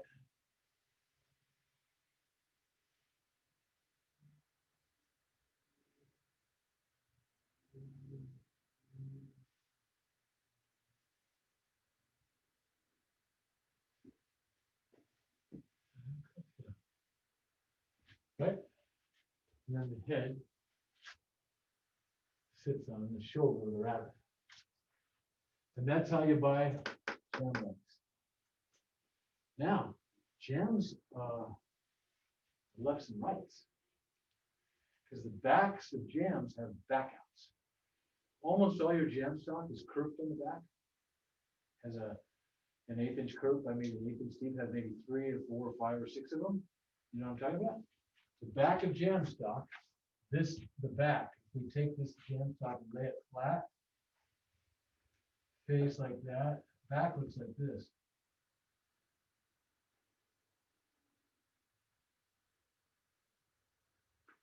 But it's a series of curves in the back. Why would they do that?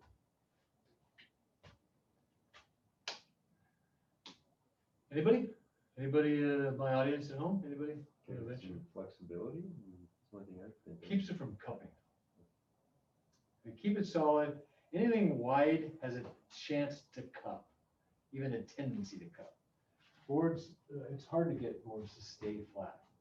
It's certainly not impossible, depends on how they're dried and the nature of them and ambient moisture, where they are, all kinds of stuff. But by curving the back, we're doing a back out. Like in baseboards, you'll see a whole back out. You'll see, you know, they'll take a baseboard face like that and come out and take the whole back out. They just take the meat out, actually, I wonder about that myself. But that's, they take that back out on a piece of casing and baseboard, so you don't have to deal with the stuff that's in the wall that could hold you out. You only have to deal with the stuff where you hit the floor or where you show up on top, where you hit the wall. But the curves on the back of the jam are to keep it from coming. And almost all your jams are gonna have curves in them. Okay, now we're gonna show that.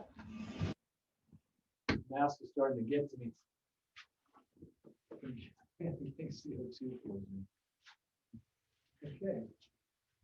This is a really fun thing, I think. Fun thing to know.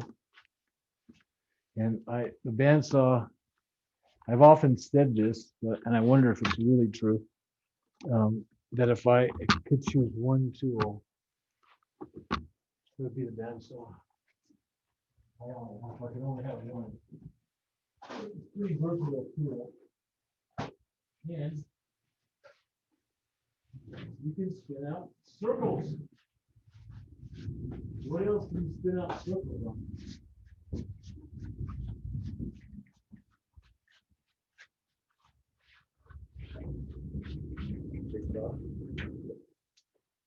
What's that? Jigsaw. Yeah, you can. But you can't resaw on a jigsaw. A lot of things you can't do on a jigsaw that you can do with this. Okay, so we've got an auxiliary table. Notice all little cabinet for them. So I didn't make this. Somebody stole that, but we made a bigger cone molding here on the table saw one year.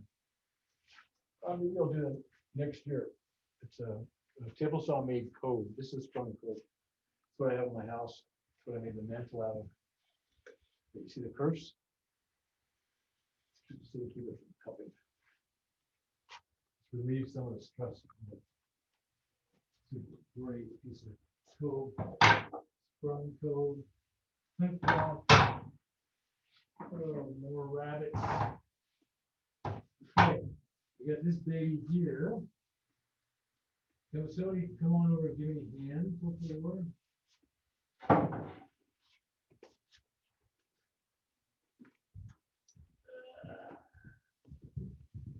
Just put that in, please.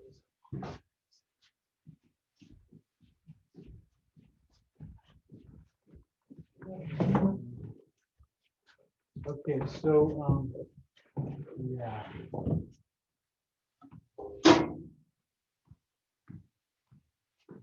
Let's go ahead and I'm going to show you. I'll change the blade first.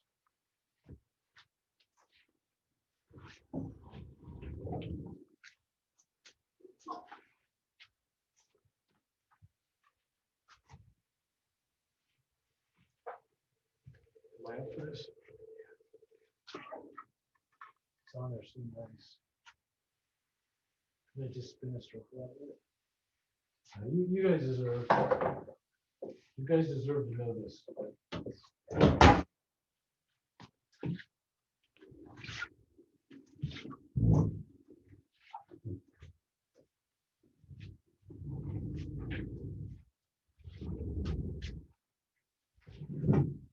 Bandsaw. Two big wheels, one continuous blade. Now this happens to be really cool because it has a lever that releases the tension. You gotta pull this pin to get a bandsaw blade out. Sometimes this pin is gone. I like to keep it in. Take the insert, just like our table saw insert. We have a bandsaw insert.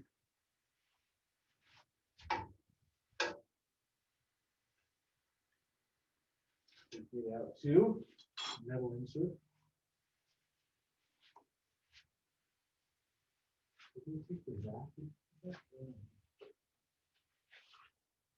Right, plug me in somebody.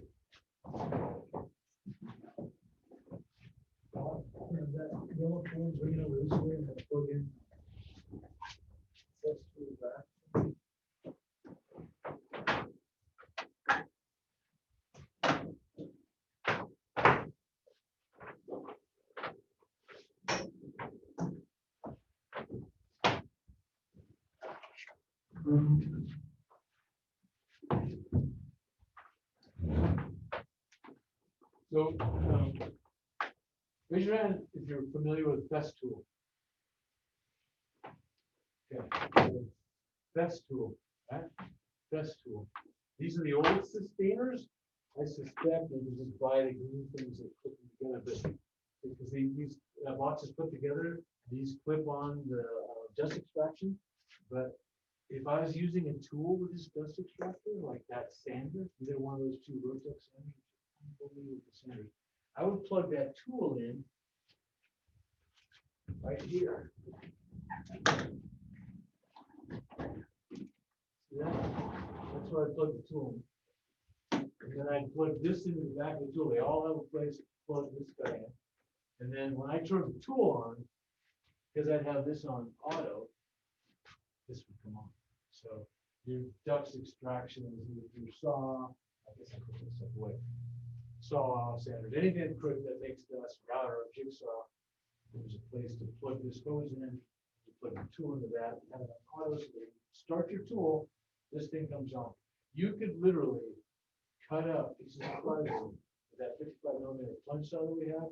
You could be eating breakfast and I could be cutting here. That's where you would get some eggs. Can we try it? Two eggs scrambled. Me too. Like too.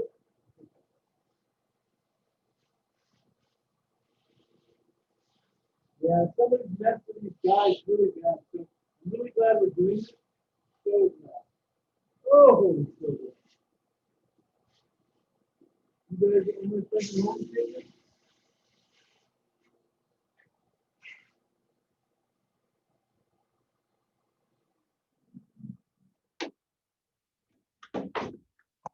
Yeah, these guys were adjusted really poorly. Super poorly. And that's because nobody seems to know how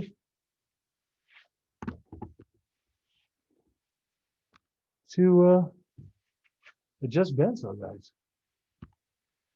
Do you, any of you guys? Okay. It's not rocket science by any stretch of anyone's imagination, as you can probably imagine. Oh, God dang it. I'm gonna be able to move this. I don't want to take the chance of unplugging it. So, okay. Okay, cool. This might be too close for you guys. I'm gonna try to get you back a little ways. For now. Okay, so I've taken the tension out. This is a newer bandsaw, so it's got that tensioning arm, which is really great. It drops the wheel here. So I can take this bandsaw off. Now, bandsaw blades are designated by their width and the number of teeth per inch. And this is 1/2 inch 10, I think. And it doesn't have the height attachment. We do the height attachment a lot on our bandsaws. There's it's a 7-inch attachment. It brings everything up, and you use a longer blade that gives you more of the throat to be able to cut taller things and to be able to resaw taller material. Okay, so we got another guard down here. It's got to get out of the way. Which way this goes?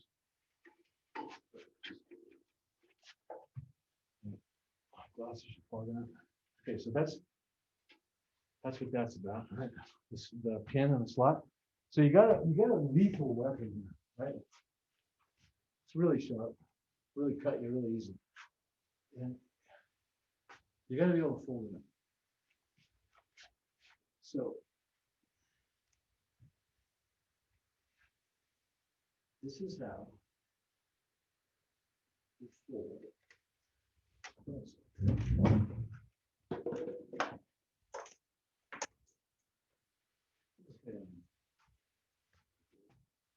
you can wrap up, tie around it.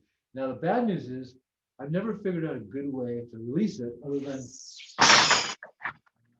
that works every time.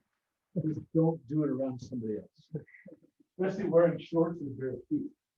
So, okay, we're gonna use this. I like this. It's got, yeah, this might be a 6 too, but makes a good cut. It's very sharp. I've got some other blades in there. So this is a 1/2 inch blade, so it'll cut the width of the blade will determine the radiuses of the cut. So this will cut up to like a 3 or 4 inch radius. Like a small 1/4 inch blade, you've got pretty tight turns, tight radiuses. Like a big 3/4 or even 7 inch or 1 inch blade you'd use for resawing. That is, you'd set up with a taller piece of material, like a 2x6, 2x8. You set up a guide, a fence, and you'd push that stuff through with a big blade, like a 4-tooth blade, and resaw it, cut it in half. That's what you could use a bandsaw for, resawing. It's one of the things bandsaws are used for. So, am I putting it in right? Let's see. Music, this. Yeah, so I can go. there is that. There's only one way to go. Can't go like that. Gotta go like that. So I'm putting the bandsaw blade back. Before we do.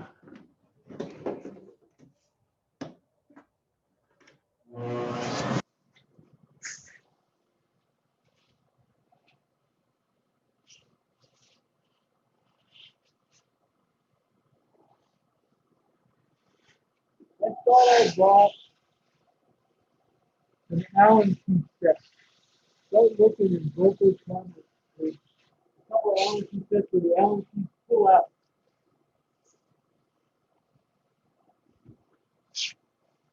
And then somebody sent me 2 pieces of paper, 2 by 2 or something like that. 2 small pieces of paper. Okay, and I'm going to go ahead and slide this on. Yeah, just some scrap paper, like 2 inches by 2 inches, but you don't have to be exact.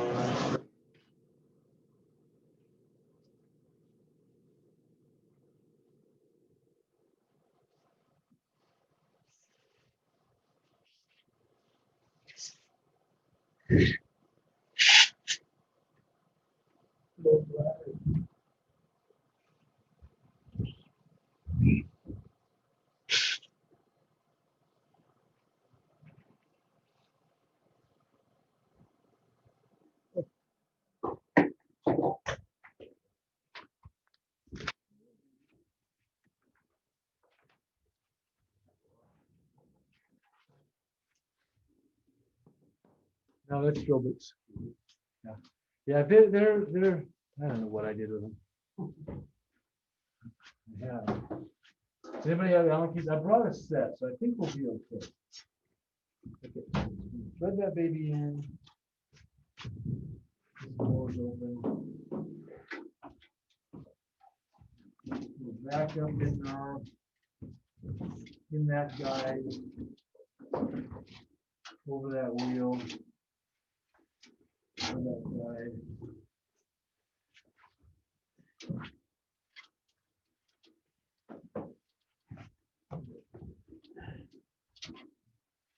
And then there in the guide. Okay, so that's pretty close to where it wants to be. Now I'm going to go ahead and put tension on it.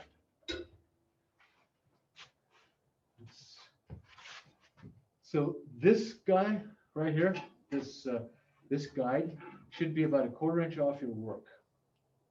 We're going to get it up and out of the way. The more the blade you expose, the more dangerous it is. We're going to get it up and out of the way to just get this guy on, right? So we tensioned it. Let's see if our tension's correct. It's 1/2 inch. This is tensioned for 3/4. I don't get it, but you know, this tension thing, it's been kind of eluding me, and I think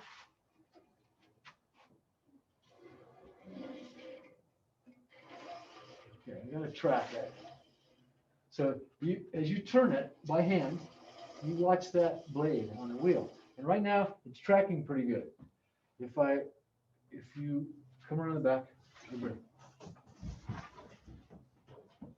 around the back of the saw, I don't want to turn it. Yeah, just step over this. Just look at this guy right here.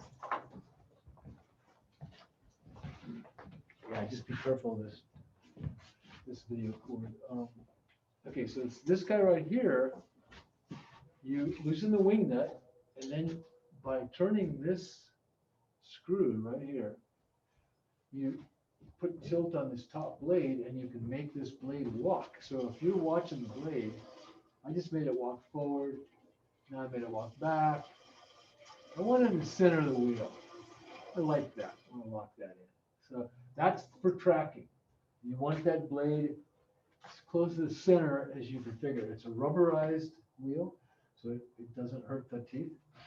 It's got a nice, quite a 16th of an inch rubber. It's not, okay, sounds pretty damn good. So everybody come around this side. We're gonna be doing everything else on this back side.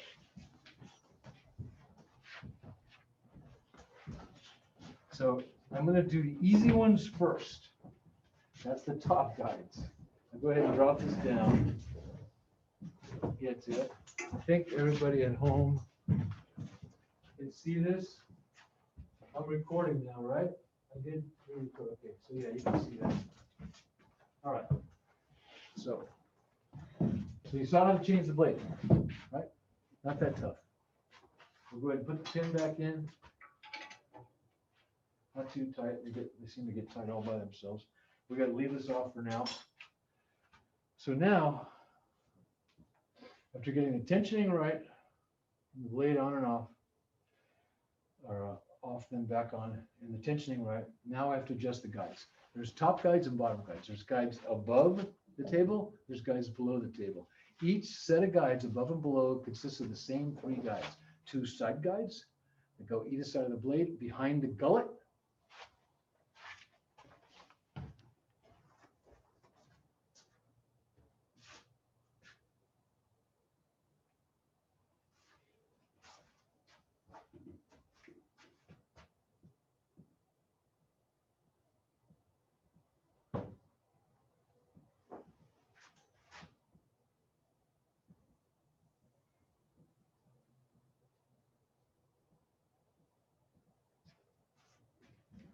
The gullet is that space between the teeth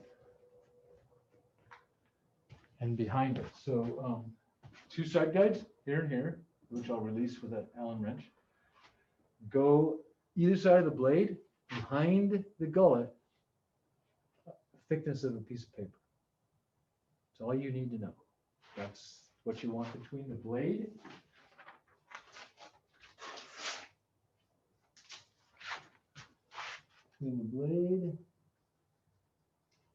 That's way too tight.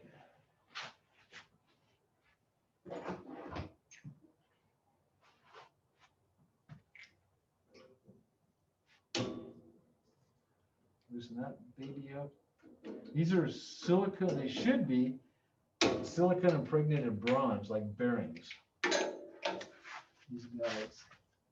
So, now the other thing is this rear guide roller. This ball bearing roller. I don't know if you can all see that. The guides down below look exactly like this, only they're coming up at an angle, which makes them a little bit tough to do. But they got the same ball bearing guide roller, and that ball bearing guide roller should be right behind, but not quite touching, or just barely touching the blade, so that when the bandsaw is on, it doesn't really move. The ball bearing doesn't move. It might just skip a little bit, right? But when you put anything into the blade, it's going to back up against that guide bearing, and that ball bearing is going to spin. That's how it should be adjusted. Piece of paper either side, guide bearing just not quite, or just barely touching. So in other words, when we start this up, I don't want this guide bearing spinning and I'll back it off. I want it to maybe move a tiny bit, so that when I push my work through, I want that thing to spin, because I want it to back it right up. Okay, so I'm going to go ahead and adjust it. Why is it so? really seems.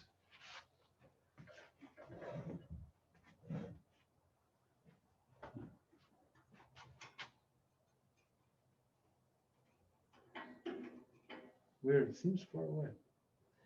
Wait a minute. So that feels about right there. It's got a wing nut.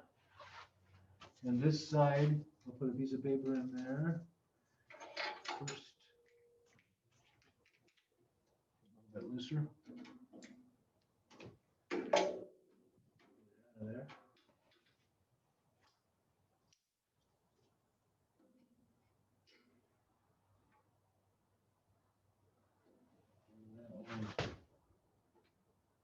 Something's wrong. You know what it is? Yeah, that's what it is.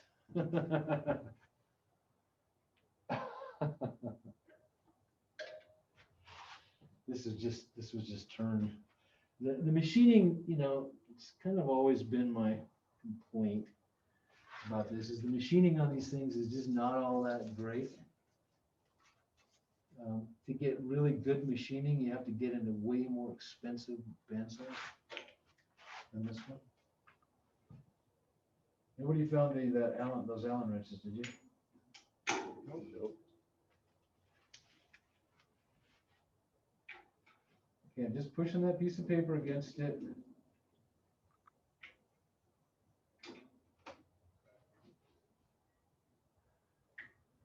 Tightening it.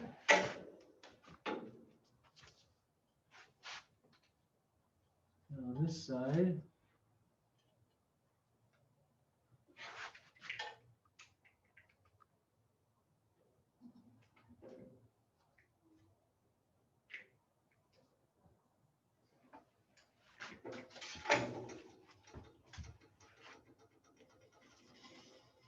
See the ball bearing?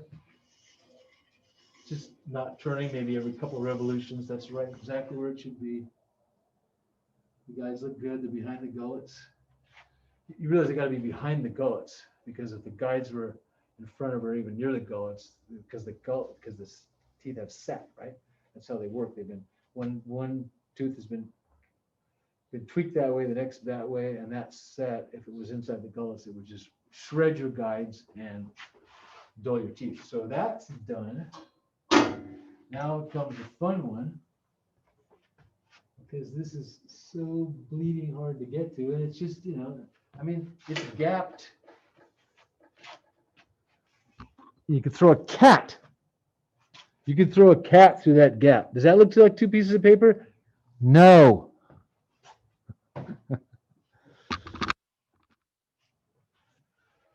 So let's see what we can do here. The truth is, I'm not sure I can even get to it with this. Ugh. I'm gonna need one I can pull out. Does anybody have an Allen key set? Nobody here has an Allen key set? Have a couple like that in the truck. But no separate ones? Well, maybe. Okay, good. Yeah, here's the one I need, John. What size I is think it? it's an eighth of an inch. Yeah, we need you guys, I'm gonna just hang tough for a minute, entertain yourselves. I know you can do it, and I'm gonna find an Allen key to get this adjustment made. An Allen key, and I know I bought them. I know I did. I bought some metrics.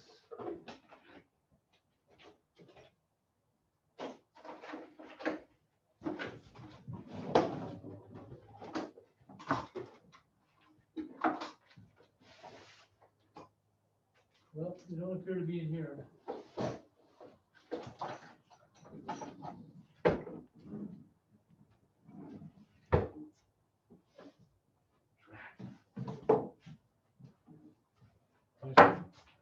Plumb ball? Oh, no. No, it's just a. Another one of those, maybe it's shorter. Oh, man. Maybe less rusty. Could they be in the other shed? No. It basically could not be any other shed. No, it's possible.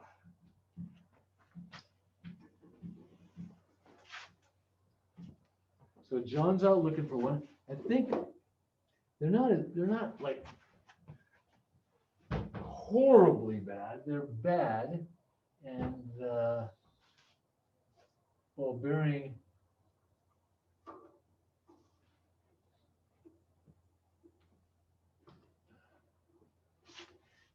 Ball bearing was actually pretty good.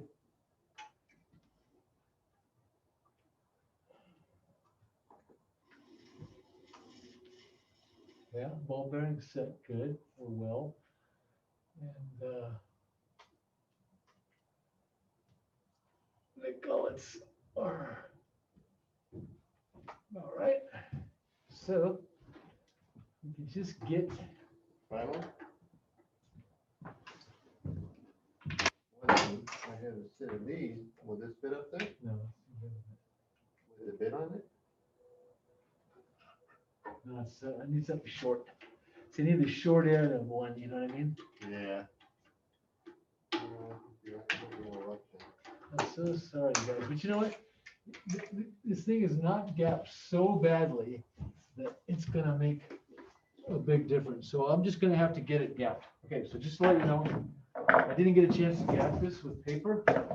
It's much bigger than a paper gap, but at least they're guiding. And I got the top ones perfect. So I feel comfortable and confident. Don't forget this guide, this guard, that's gotta go back in place. That goes back in place, that goes back in place. Now, if a bandsaw comes off the track, it's a horrible thing. Horrible, horrible. It's gonna be really, really, really dangerous. So it's pretty good.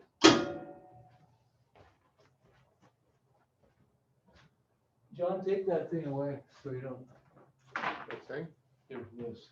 So we don't lose it or forget it. What didn't I do? What did I forget to do? Oh wait, this isn't yours. This is what Leigh found. What did I forget to do? Put that thing on there. Put the insert in, right? Forgot to put the insert in.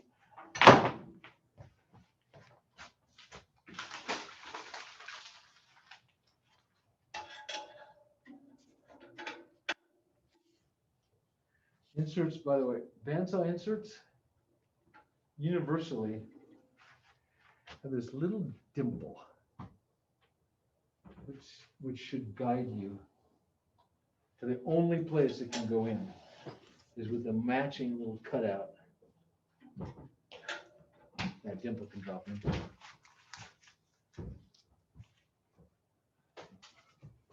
Thanks for the assist. Okay, so let's see if it works.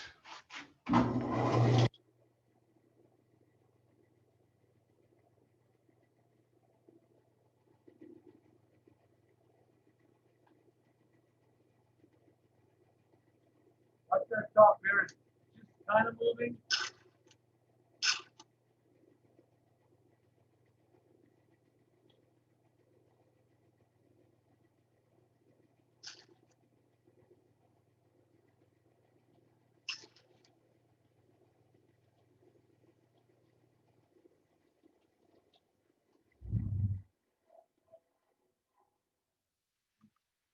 Somebody suggested that.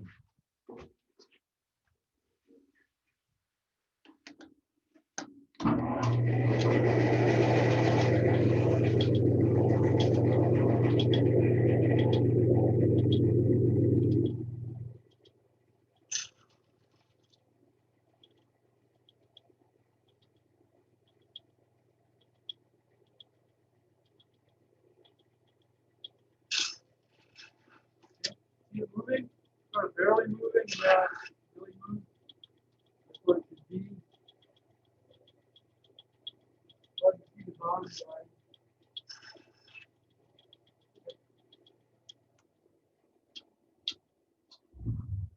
Do it now. What we're going to do is we're going to put the auxiliary table on. We need an auxiliary table regardless of the radius that you were planning on cutting, because there's no way to plan a trammel point in that metal table. And that's what we're gonna do. We're gonna plant a trammel point in the table, in an auxiliary table. And we can use that trammel point to spin a circle with. And trammel spins P out a double in the L. Trammel point. The trammel point's not just germane for this bandsaw. It can be used all kinds of places.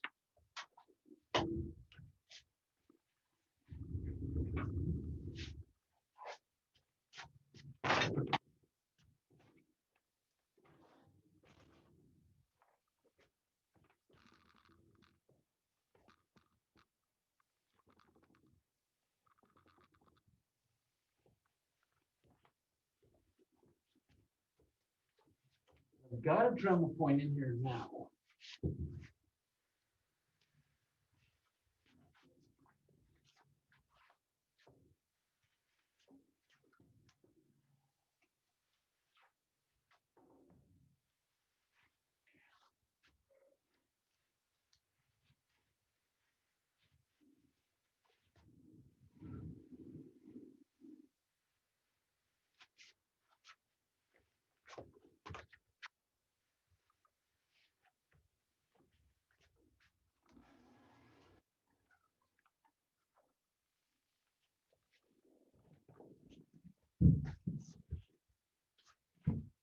Someone's stolen all our plans.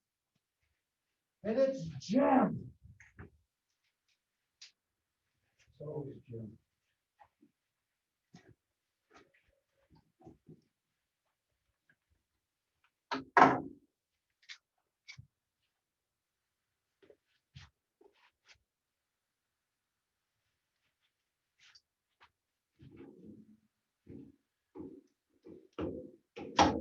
But you know what? I don't care right now because I'm gonna do something completely different. That's right. Something I hadn't thought of doing before. And I don't know why. Are you getting this picture, everybody? Of what's happening here? And do you have any idea of why I'm doing what I'm doing? Some of you, because some of you know, some of you don't. You're all gonna. Okay. Give me one of those drill drivers, please. Hopefully it has a bit in it out of the tool room. And let's pull this travel point out. I want it gone soon, like now.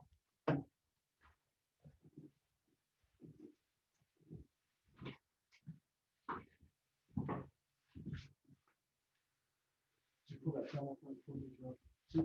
Yeah, just pull that screw out.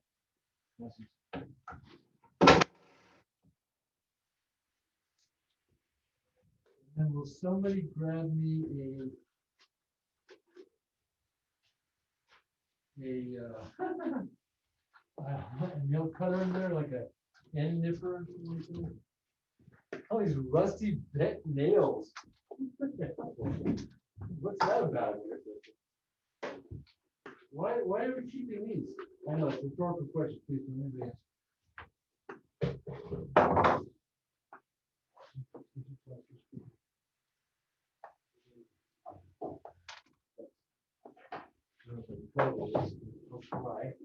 Okay, so I had a piece of plywood, this piece of plywood right here.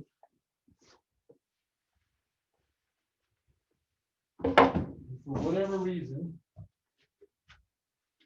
and you see this is spunk dog. I mean, if I was gonna do a bunch of stuff here, I'd toe screw this to the floor or something like that. I'm not, so it works just fine. But let's just say I want to get this guy's 15 and a 5/16 by 14. Let's go. We'll go. Try to get 6.5 inches. Right? We get a 13 inch. We'll go 6.5. So if I just take a tape. By the way, how high do I want this again? Quarter inch above the work. That's right. Now this is a cabinet sign. Someone's edge banded. I feel bad about this, but somebody's put a bunch of holes in it. Not gonna feel that bad. Honestly, not gonna feel that bad. So that's about right. And then we're gonna come out approximately. Just, what just happened? Yeah, span down here, popped up. Yeah, that needs to be fixed. It was like that when we came in here. No, you broke it, Lee. I know. No, I know, it's been broken, it needs to be fixed, I need a volunteer to help me fix it before next week, okay? You don't have to tell me now, tell me soon. So there's center of that. There's center line. There, just over 14, there's center line. Okay, so we're gonna do 6.5 inch radius, which gives us how much of a circle? Yeah, 6.5 inch radius gives us how much of a circle? Very good. And you're gonna want to test this. You need an exact, if you're cutting an exact size radius, then you need to test this out. A little bit.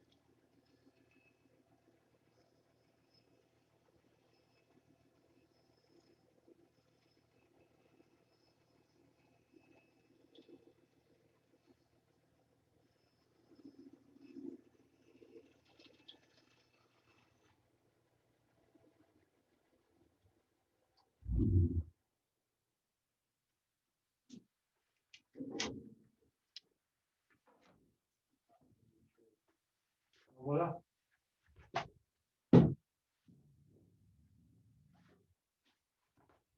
So what do you think about that? That's pretty bad. Isn't that cool? It's bandsaws, it's the way it's done. So I have cut major diameters and radiuses. I've cut like 4-foot radiuses.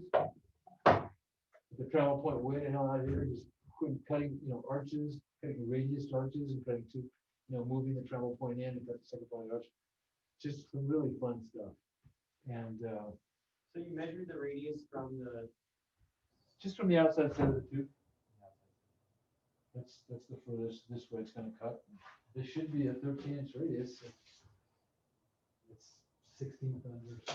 I was kind of sloppy with the measurements. That's why I say you want to test that, if you really needed, if you had to have exactly 13 inches. But you can do it any size you want, as long as you got room out there, right? And as you spin that circle, as it spins this way, you're cutting this way. So if you got a big sheet, you have to probably jigsaw some corners and stuff so you don't slam into the base of the bandsaw, the arm of the bandsaw, the neck of the bandsaw. You don't slam into your. You can.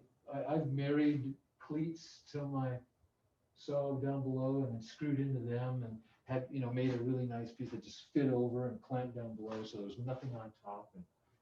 And you can spend some time on, I made this in 5 minutes. And I just stuck it over there. Ever since I've continued to use it, because why not? It illustrates my point. And I've always, as you can see, I've cut larger radiuses out here, because right here is the metal table. So I can't screw any further than that up. And I thought, let's just try everything else, which worked just fine. And actually maybe even better than screw. There's the center point, but it's a perfect circle. And the idea of a travel point. So you can do the same thing with a jigsaw. and a travel point with guides that attach to a travel point. A router. You can, we've built routers, router guides that fit a router and then came out with, I don't even know how long, with a travel point and then just turned the router on, just walked it around. And that's the way to get not just a perfect circle, but smooth. It's a perfect circle. There's a router to give you a piece cut. So yeah, any questions? Any questions about circles? How do you attach to a jigsaw or a router? Well, there's guides. You have to either you use the commercial guides, and they have guides which are long bars that go on either side, and then if they think it bridges across your travel point. Like the Festo has a travel point. A lot of good jigsaws you can buy the longer arms, or it comes with a travel point, and they know about travel points, but you can make your own. You can make your own bars out of dowels for a jigsaw, but with the router, you can build a place that your router just mounts to, right? Just sits in a piece of plywood. You can make it out of plywood, right? Just, you screw your base down to it. You could do the same thing with a jigsaw, essentially. Make your own arm and just put your travel point wherever you want to put it. Circles are easy, and you can see that you can make little wheels for trucks and toys and stuff like that. You can make tables. I've made so many tables for people, for parties, right? We buy MDF for like $11 a sheet, not MDF, but particle board, industrial grade particle board, 3/4, and spin it a bunch of 6-foot tables, and they're, and they're not 6 foot, 3 foot, 4 foot is as big as we can get out of a sheet of plywood. Unless it's 5 by, then we get a 5 foot or laminate up. But typically, I think we've done 4 foot tables. The tables all day long, and then the particle board bases, right, where you got a piece like this and a piece the exact same size, and they're half laps, so they just drop together, and it makes an X base. You drop the table on, throw a stitch in each one of those 4 things, and you have a table. You throw a tablecloth on it, and it's like seat 4 or 6 people. So that's a good thing for making tables. Anything that's got to make a circle or portions of a circle. The true radius, right? No ellipsis. This baby is a true radius, and that's what a travel point gives you. It gives you a true radius. Now let's wrap up at 7:30. Wow, that's as far as I've got. Okay, that's all it is. 7:30. 8:30. Okay. Oh, jeez. How could it possibly be 7:30? So, does anybody have any questions for me? Any questions at all? Any questions about what you've seen? Bandsaw. Next week I'll bring a fine small Allen key so I'll get that thing tuned up so anybody wants to use it. Maybe I'll show you some other stuff on the bandsaw because there are really cool things to do on the bandsaw. Cutting curves is one of them, but resawing is really cool. If I get inspired, I'll throw a 3/4 blade on there and we'll set up a resaw because that's also pretty cool. You get some nice stock, right? You somehow scored some oak or mahogany or Purple Heart or something, and it's thick. You want to make stuff out of it, but you don't want to use it, as thick as it is. Bandsaw. 2 ways to resaw for us hackers, really, unless you've got a big resaw. One is the bandsaw. It's probably the best way if you know how to do it. If you know how to set your guides kind of tight, stiff a blade as you can get, and you know how to get a fence just right and how to feed it. Bandsaw is probably the best way. Thin is kerf. The next best way is a table saw. So that saw, I think, raises up like, I forget, 2 7/8, or it raises up enough so you can cut a 2x6 in half. You've got to cut just slightly above the halfway point, and you run it through, and then just flip it over and run it through. Now you're never gonna get it perfect. You're gonna have that line in between, but it just depends. Then, if you've got the room, then you can throw one pass with the surface planer, take that little line off of you, and the saw marks. And you've got, you've taken a piece of 8/4 material and got yourself 8/4 net, which is S2S. 8/4 is what? How thick? 8/4 S2S is how thick? Come on. 1 3/4. Yes. This is 8/4 poplar. It's S2S. This is 8-quarter anything. It's S2S. It's 1 3/4 thick. So if I took a 1/4 inch away, so if I took a less than 1/8 inch of kerf and 1/8 and 1/8 to surface off, I could get 2 pieces of 4/4 S2S out of this. I could get 3/4 net times 2. So bandsaw is a really good tool for resale, especially if you've got some exotics, you know, that you want to use. You're making boxes or, you know, all the stuff that we use exotics for. This is my mantle, by the way. It's full thickness and I have to laminate it. End cut from it. End cut from the mantle. So nobody has any questions? Or Parts make on it to the- Trader Joe's? I've already forgotten parts on the bandsaw. You got the bearing, you got the guides, Yeah, the side guides, side guides. they're top and bottom, and then there's then the back bearing. How'd you adjust the bottom ones? How? Yeah. Well, the same way, you gotta. You gotta do it the same way? Yeah, you gotta get in there you gotta get in there with an Allen key that has a short run. But those have already been done, you said? They're close enough that I was confident that there wasn't gonna slip off its track. It was gonna do what it needed to do. It's not as guided as I wanna be. That's why I said the first thing I'm gonna do when I come back is with a small Allen key, and I'll adjust these guides so this thing won't be. Because there's not a lot of adjustment, but if you don't adjust it right, you get wobble in the blade. And this is a really good tool. The machining on these Rockwell bandsaws is not that great. So you really, you have to do everything you can to tune it as much as you can to get the kind of cuts that, you know, that this thing can do. And it started out, I put a load on it, right? Because it's the blade stressing against this curve, which might be moving a little bit, and then starting out, I went a little bit too fast. And sometimes I have a bigger curve, and when this thing's really cranking, I can just sit there and just one hand, just next, next. So much fun. Just don't cut your hand off. Yeah, it's a dangerous tool. It's a dangerous tool, but you can make it less dangerous by doing the stuff that I just told you about. Okay. So next week we're meeting here, all of us. You guys all make it, right? Okay. Just let me know if you're sick, if you have any weird symptoms at all. Then let's be on the safe side. And for all my people at home, Victor, Donna, Ryder, and Michael is not here. Class is over. Goodbye. See you next week. Let me know, okay? Email me, tell me you're going to be on Zoom or you're going to be here. Your choice, okay? Okay. Unless you're out of town, then obviously. So see you all. See you all. See you later. Thank you. Bye. Bye. Stop recording.